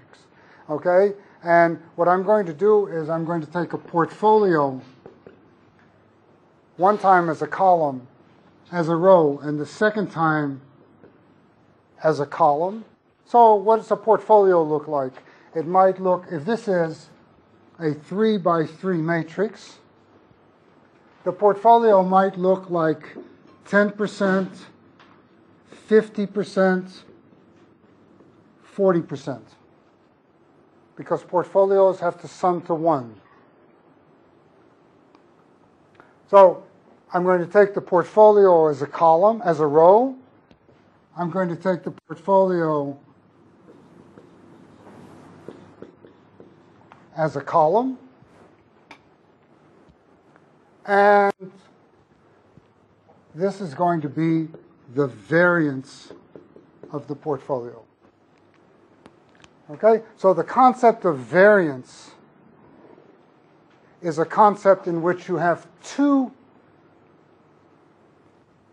multiplications of matrices. Okay? The first one is the row times the matrix. And the second one is the row times the matrix times the column. In just 1 minute. Let's see. Is there anything else I need to show you? No? Yes, one more thing. I need to define for you the concept of inverse.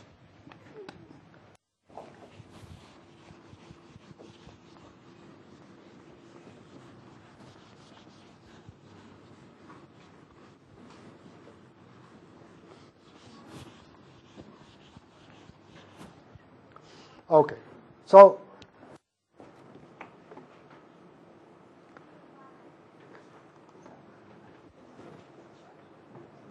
what, only 3 people signed up, guys? Psst. Anybody not sign up on my magic list?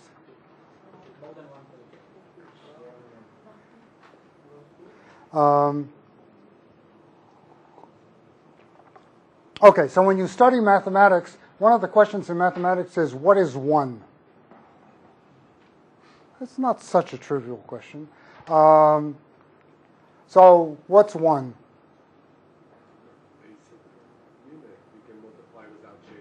Okay, 1, the most basic thing about 1 is if you multiply something by 1, you don't change it. Okay, so the concept of 1 in regular numbers is just 1. Okay, the concept of 1 in matrices is a matrix which has zeros everywhere except on the diagonal. It has ones. Okay? By the way, I've got this whole, I know this is like the world's worst explanation of matrix algebra, but I actually failed that course, I think, as a math major. Okay? But I've got a spreadsheet, right? So let me just show you what happens. Here I am multiplying a matrix times a column.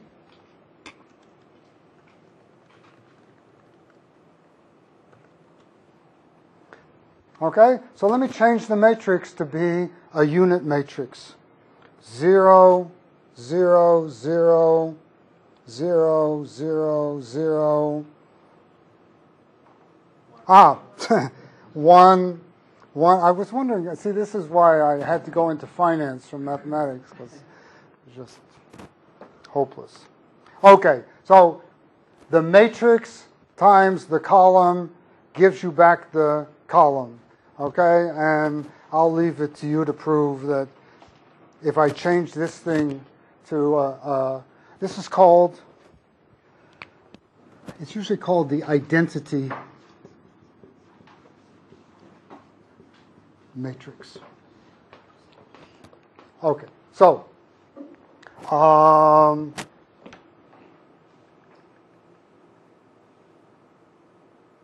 dear.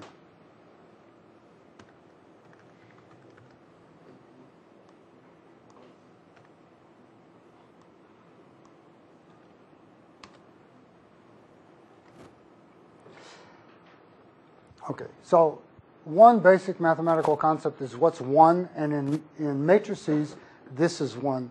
The other basic mathematical concept is what's an inverse. Okay, so for example, if you start off with 3, the inverse of 3 is 1 over 3, because 3 times 1 over 3 equals 1, right? So the concept of inverse in mathematics is, a number which when you multiply times the original number gives you back the concept of unity of 1. All right? In matrices,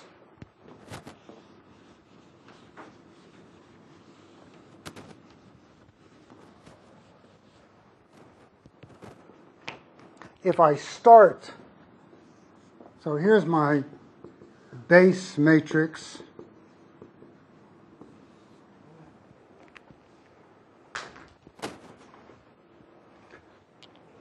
Don't, if you pick those up, please throw them in the garbage. That's the rule.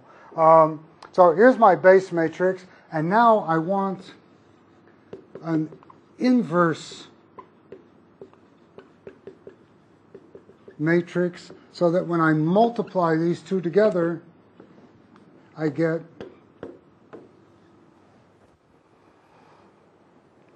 okay. So Excel has a function that does this, and it's called M inverse.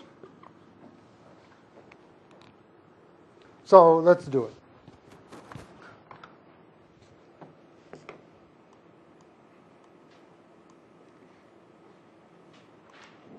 So here's a matrix.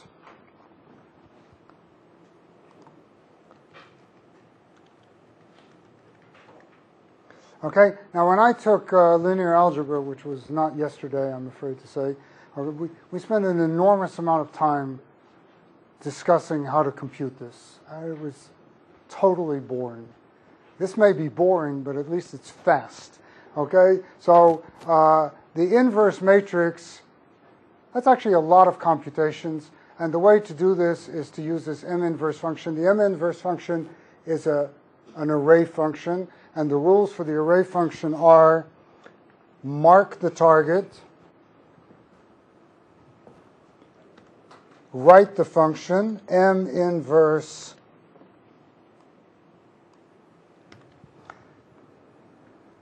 and hit Control, Shift, Enter.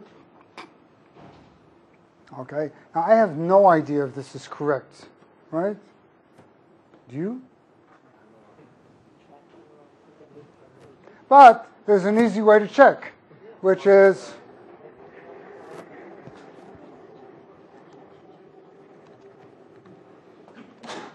matrix times inverse, okay? Mark the target, M mult, the first matrix, times the inverse matrix, Control, Shift, Enter. Please, God, don't embarrass me. Ah!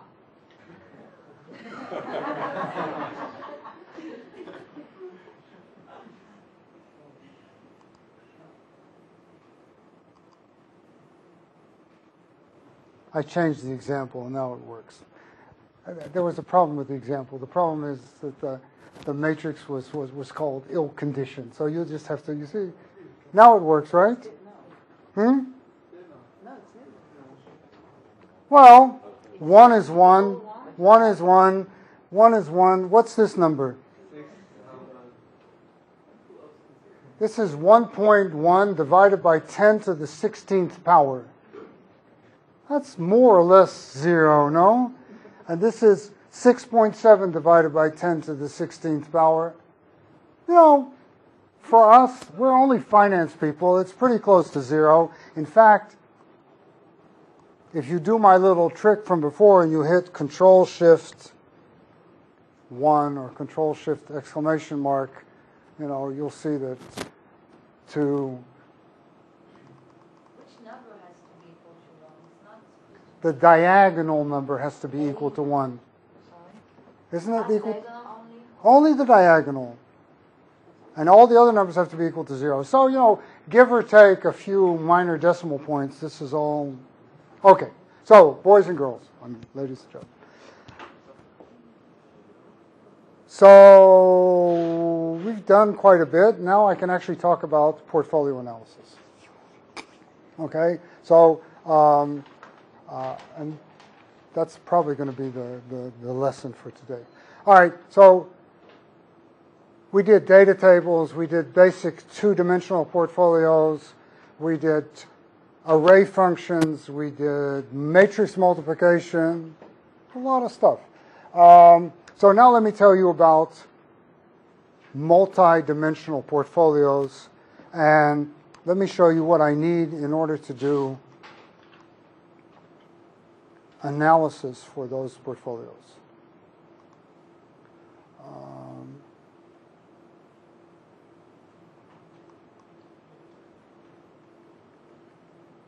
Yes.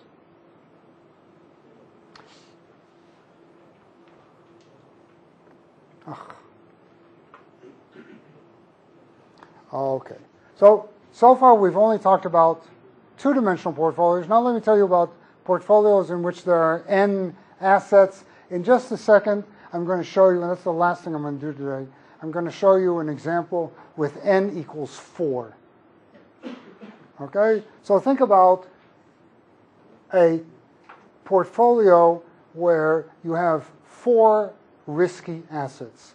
What do you know about those risky assets? Well, what you know about those risky assets is, first of all, in basic portfolio analysis, you know the expected returns of each of those assets. The second thing you know is you know the variances and the covariances. And here I've arranged, I'm not supposed to go towards the board, right? Is that right? Really? Oh, okay. Here I've arranged the variances and covariances into a variance-covariance matrix, and I label this matrix S. And let me just show you the way this matrix looks. On the diagonal, I have variances. So S11 is the variance of asset 1, S22 is the variance of asset 2, and so on and so forth. In every row, I have the covariances. So the covariance of 1 and 2, the covariance of 1 and 3, and so on and so forth. And this matrix is what we call a symmetric matrix. It's symmetric because the covariance of 1 and 2 is equal to the covariance of 2 and 1.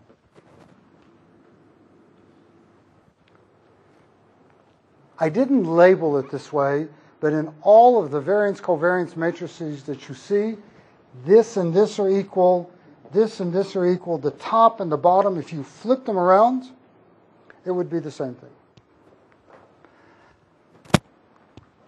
These are the basic elements. This is the basic data of multi-asset portfolio analysis. Okay? Now, I want to look at a portfolio. What's a portfolio? In just a second, like in 2 minutes, I'm going to give you a numerical example. Everything will become much clearer. Okay? What's a portfolio? A portfolio is a set of proportions that sums to 1. In this analysis, they can be positive, they can be negative. They can't all be positive, all be negative, because they have to sum to 1. Okay? And now we have the basic definitions. What are the basic definitions? Here's the first definition. The first definition is that the expected portfolio return is the product of the portfolio proportions times the expected returns.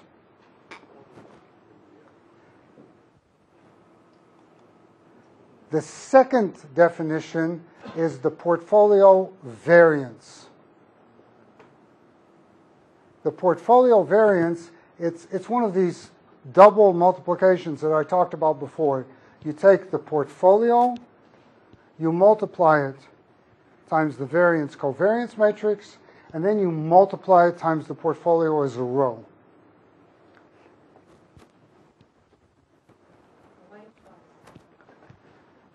Why twice? Well, who asked me that question? Okay, I don't know how far you got in this when you did your investments course.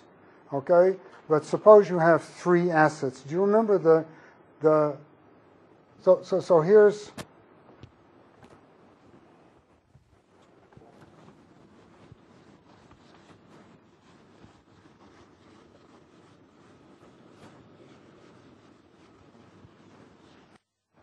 you're going to have to believe me at some point. But so you have 3 assets, and the proportion of the first asset is x1, and the proportion of the second asset is x2, and the proportion of the third asset is this. Okay, so what's the variance of the portfolio? Do you remember this formula? X1 times... She actually remembers. It's not bad. It's... So this is the portfolio. The variance is x1 squared times the variance of the first, plus x2 squared times the variance of the second, plus x3 squared times the variance of the third. And then what? Then it's x1 times x2 times 3 times covariance. No, not quite. Almost. It's x1 times x2 times the covariance of 1 and 2, okay? But it's 2. And it's x1 times x3 times the covariance of 1 and 3. And then there's another one, 2 times x2, x3, covariance 2 and 3. Okay, that's for 3 assets. If you have, yes? Could have just used the squared weights the same, right? No. You have to, especially with so little time left in this lesson, you have to trust me that what I'm doing is actually the simplest way of doing this. If you use the squared weights, you will not get these factors of 2. Okay? And the whole point of this, when I do Torat HaHashkaot, when I do the investments course, is that as the number of assets grows, these covariances, there are many more covariance terms than there are variance terms. Okay, and we use that as an explanation of why in the capital asset pricing model, covariance is more important than variance. Okay, so it's actually, what I wrote over here is this double summation, and you're just going to have to trust me for a second that that's what you get when you multiply the row times the the matrix times the column. Okay? All right. Let's take a numerical example.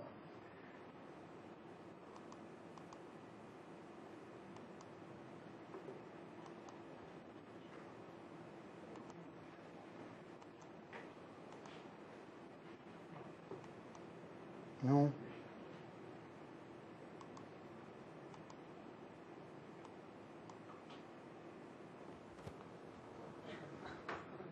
Let's have a computer crash just for fun.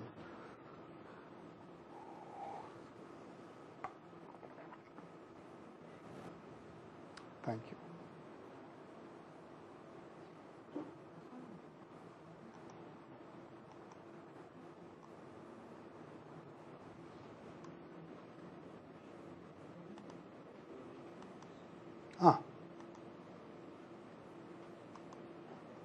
Okay, as I was saying, maybe I should save this, huh? Let's take a numerical example. So here's my numerical example. I have a variance-covariance matrix. The variances are on the x-axis, or on the diagonal. The covariances are on the rows or on the columns. As you see, this matrix is symmetric, right? So this is equal to this is equal to this. I hope it's symmetric.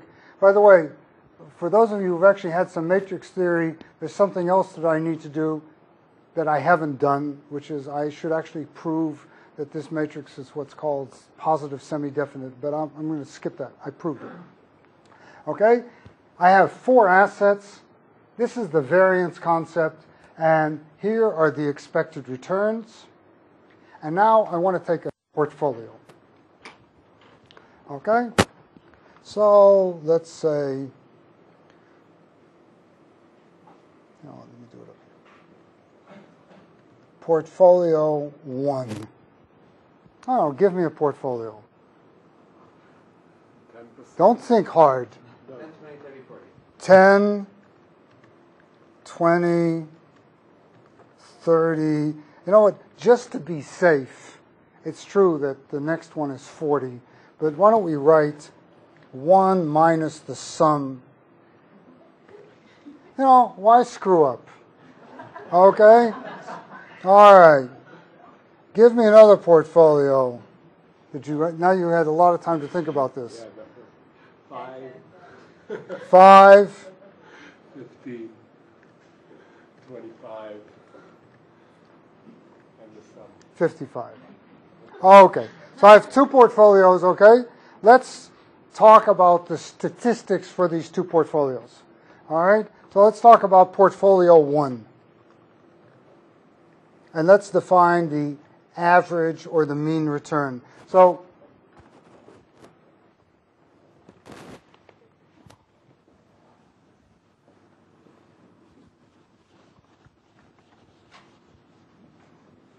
it's funny, usually when I do this, somebody says, well, just take an equally weighted portfolio, 25, 20. In fact, you know what? I don't actually like this first portfolio. 25, 25, 25. Just to make a point. Okay, so what's the mean return of the first portfolio? Well, it's the portfolio. This is a terrible.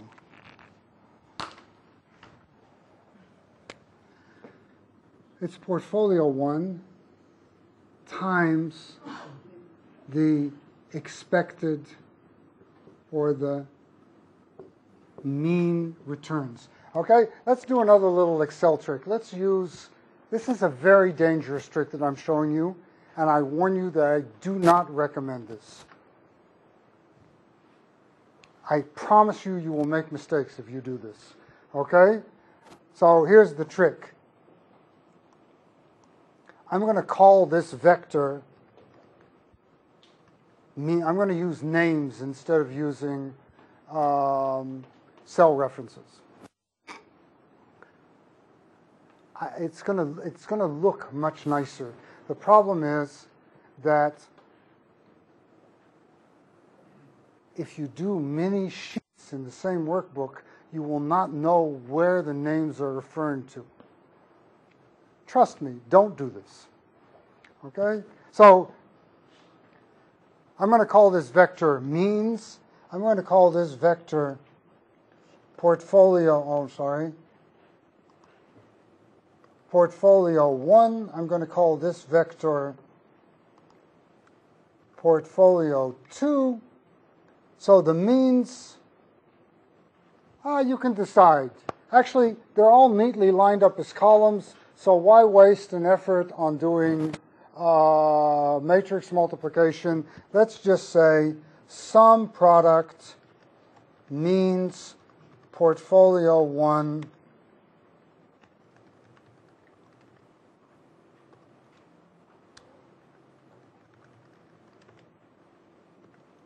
Isn't that lovely? You don't have to use cell references.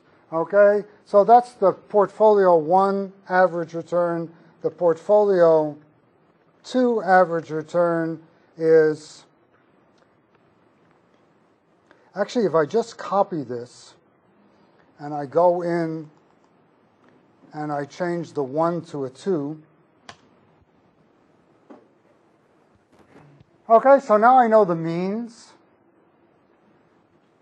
I'm going to erase this now.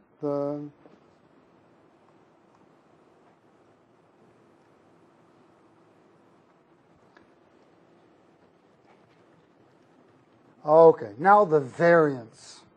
Okay, so what's the variance of the first asset, the first portfolio? It's portfolio 1 as a row times the variance covariance matrix times portfolio 1 as a column. Okay, now I need to use a lot of the stuff I learned today. I need to use the function transpose. I need to use the mmult function twice. Okay, so let's do it. The combination of those two matrices gives us the formula, the complicated formula. Yes, absolutely. And maybe next week I'll show you why. But so here goes. mmult. Now, portfolio 1 is, the way I've written it, it's a column, but I need to turn it into a row. So transpose portfolio 1 var covar. There's a little problem here, which is I didn't define that name, but I'll define it in just a second. Okay, and then portfolio 1, and then Control Shift Enter, and that gives me an error because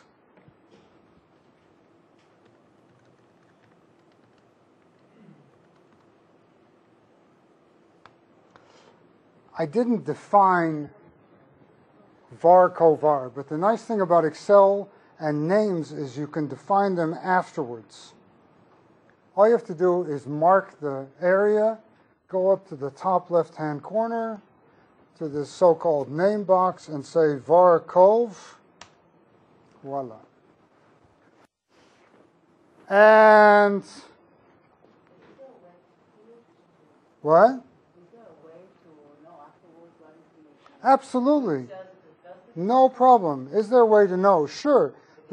The first most primitive way to know is you click and it shows you what you've done. You see that?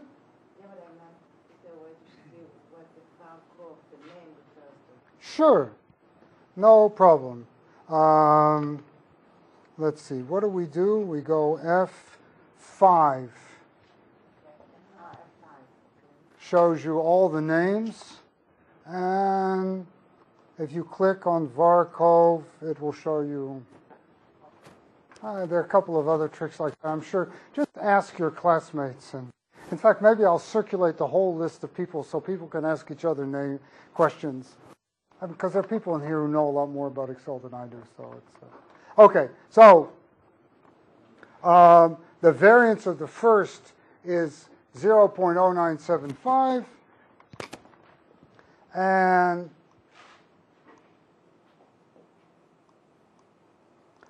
the variance of the second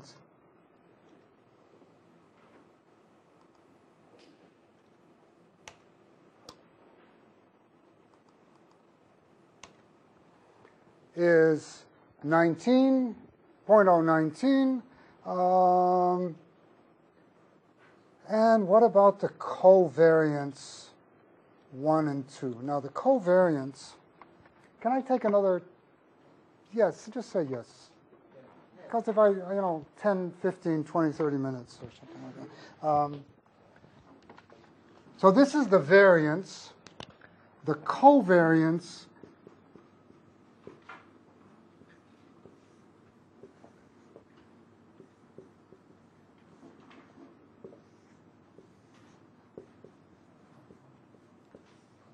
you have to take portfolio 1 on one side and portfolio 2 on the other side. It actually doesn't, the order doesn't matter. If you took 2 and 1 or 1 and 2. Okay, so actually the really cheap way to do this is to go up here, double click, copy, push escape, go down here. So I just copied the formula. Of course, the formula is wrong because it's the formula for the variance. But now all you have to do is change one of the 2's to a 1.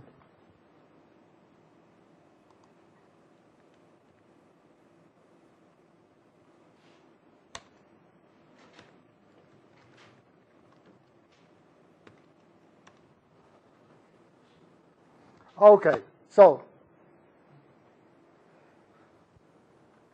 let me repeat what I did here. I started off with 4 assets, a variance-covariance matrix, a vector of expected returns, and 2 portfolios. And I derived the mean, the variance, and the covariance for these 2 portfolios. And now I want to draw my drawing.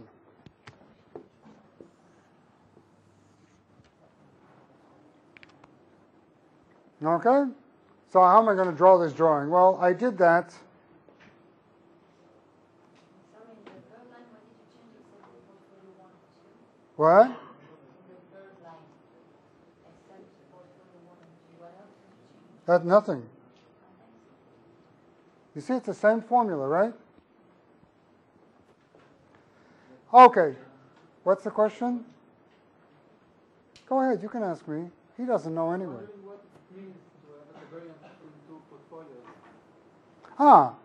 You know what it means to have a covariance?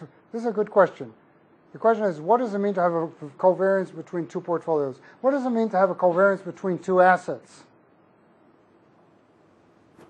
Basically, the question is, when one asset goes up, does the other asset go up? Right? But a portfolio is just an asset, or an asset is just a portfolio. Right? You don't have to agree. But for example, but it's true. Okay? Suppose you had 2 mutual funds. So you say, the Shimon mutual fund and the Benninga mutual fund, yours is one, mine is the other. What's the covariance between them? They're just assets, if you think about it. Okay? If you don't like that answer, you could change these portfolios and, put 1 here and then zeros everywhere else and put, this can also express the concept of a single asset. Okay?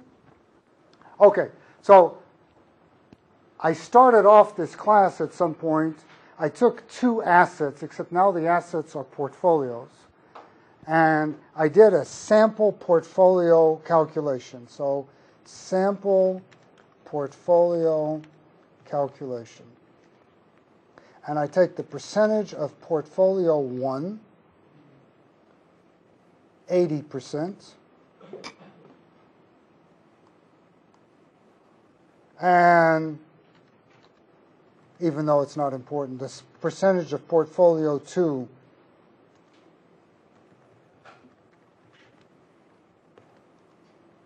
and I want to know what's the mean and what's the standard deviation. Okay, I'm back to the world of 2 assets. I started off with 4 assets. I have 2 portfolios. I derived the statistics for each of these 2 portfolios. And now, just like where I started at the beginning of this class 2 hours ago, I want to compute the mean and the standard deviation for these 2 portfolios. So let's go. Okay, so the first portfolio is 80% times the mean of the first portfolio, plus 20% times the mean of the second portfolio,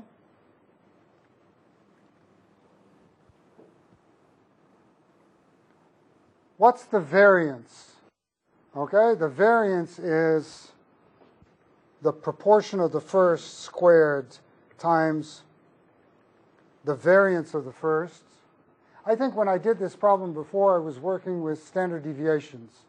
But now, so I squared that. But plus the proportion of the second squared times the variance of the second, plus 2 times the proportion of the first times the proportion of the second times the covariance.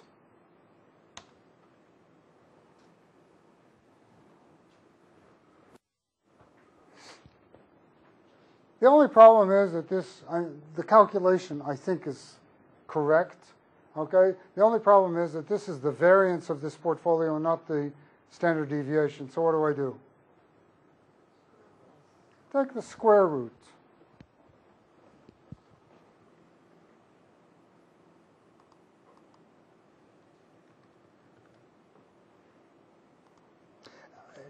In general, I will say to you that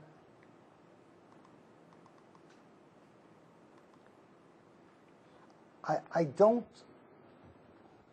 think I don't really approve of taking too many shortcuts. Okay? So the way I work, I do a lot of research. I do a lot of research using Excel because I love numerical examples and simulations. You know, the first time I do a simulation, I always do it in great detail and so that I'm able to check myself. So maybe what I should have done here is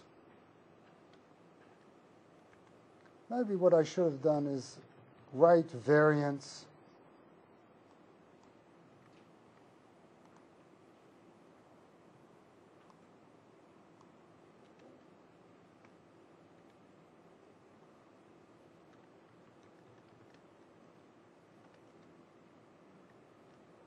because now I can ask questions like, suppose I invest 100, I mean, these are really stupid questions, okay? But those of you who have a lot of experience with computations will know that, you know, the most mistakes are the most basic kind of mistakes. What if I invest 100% in portfolio 1? What do I get? I get 9.75, that's this number, and I get 9.75, that's this number. What if I invest 0 in portfolio 1? Well, I get 12.25 and I get 19.03, so I can at least check myself. You know, what if I invest 80%? Okay, that's what I did before. All right, now we're going to draw the efficient frontier. Well, actually, I don't know it's the efficient frontier. That's a homework question. Okay, so data table, vary the percentage of portfolio 1. So what you do is you say percentage portfolio 1, 0%, 10%,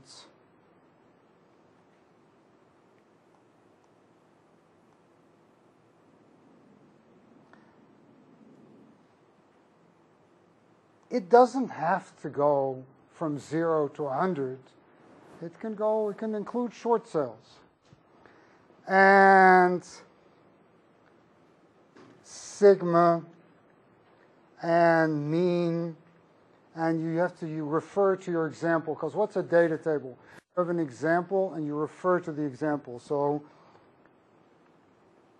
here's the sigma, and here's the standard deviation. Here's the mean.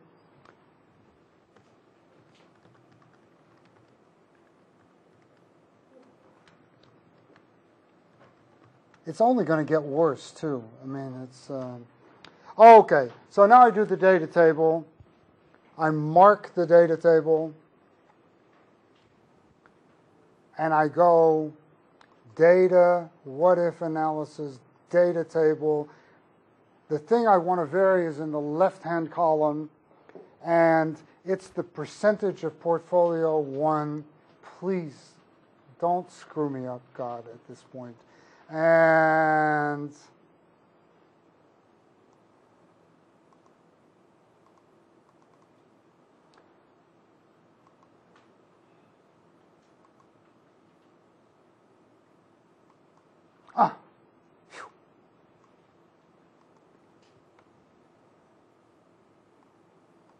you know what?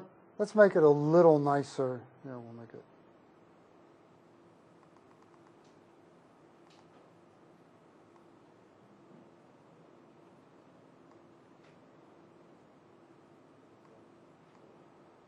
So, for example, suppose I started from minus 80%. No.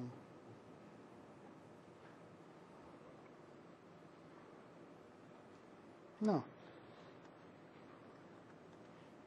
So I'll jump it at 20% intervals just to...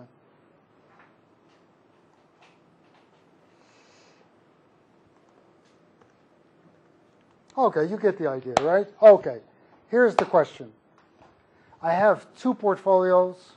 I computed the mean, the variance, the covariance, all the portfolio calculations. Is this the efficient frontier? No. Part of the efficient. You didn't maximize the portfolios.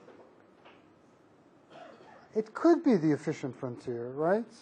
Yeah. It would be a miracle if it were the... Okay, what would make this the efficient frontier? You know what? I think I'll do that as my first homework assignment. So let me take 1 more minute and talk about the homework assignment, and then we'll go home. All right?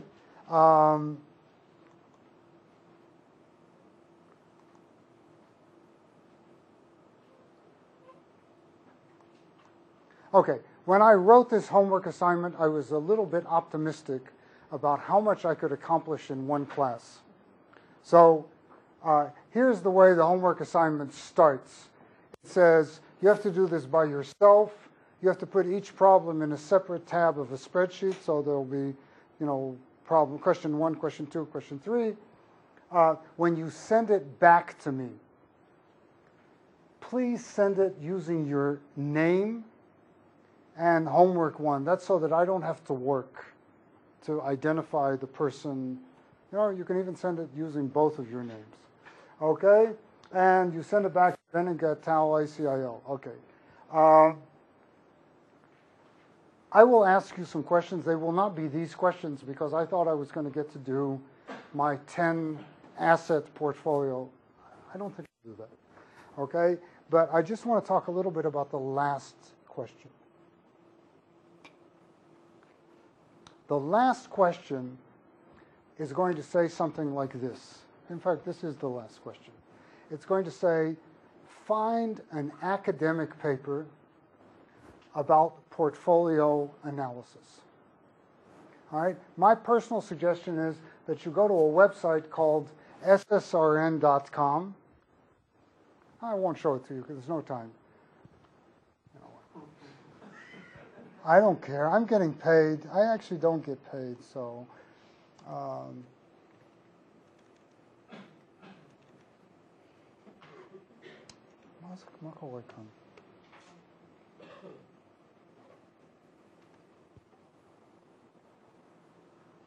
here's the website. This is a website which publishes research papers. They're not usually published when they put on this website, and it has an amazing search function.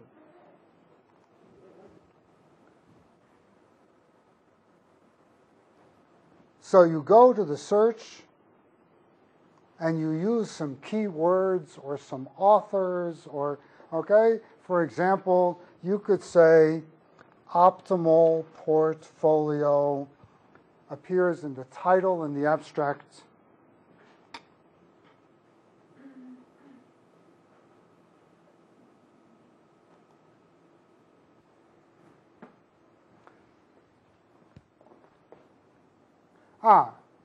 Good. And you will now get a list of 1,676 papers on this topic. And for each paper, unless there's a $sign here, you can download the paper. Okay? So my question is, by the way, I will get highly disturbed if a lot of people have the exact same paper and the same numerical errors in their homeworks. I don't care if you talk to each other, okay? But don't screw around with me too much, okay? Okay, so here's what I want you to do. I want you to find a paper. I want you to read the abstract. You don't have to read the paper. Read the abstract, read a little bit at the beginning. Try to figure out what the paper is about. So don't take some, nuclear physics paper in portfolio analysis. 1,600 papers, I'm sure there's one or two that, there's probably a lot, like 1,000 that you can understand. Try to figure what it's about, download the paper, send me the paper, and give me a one-paragraph summary of the paper that is in your own words. All right, don't copy the abstract. I could do that myself. Okay? And if you do this in any kind of normal way, you will get credit for this question. So this is not a question of did you really understand this paper? Of course you didn't. Okay? It's more because one of the points I want to make in this course is, as opposed to previous courses that you've had, it connects directly to a lot of research that's being done in this field. Maybe you'll find a project you'd like to implement. Maybe you'll find something that interests you that we could all benefit from. Maybe I'll learn something. It's happened on occasion. Okay, so I just gave you an example here, but it's a very nice paper. Okay, see you next week. Where's the list of names? Anybody not signed up? What?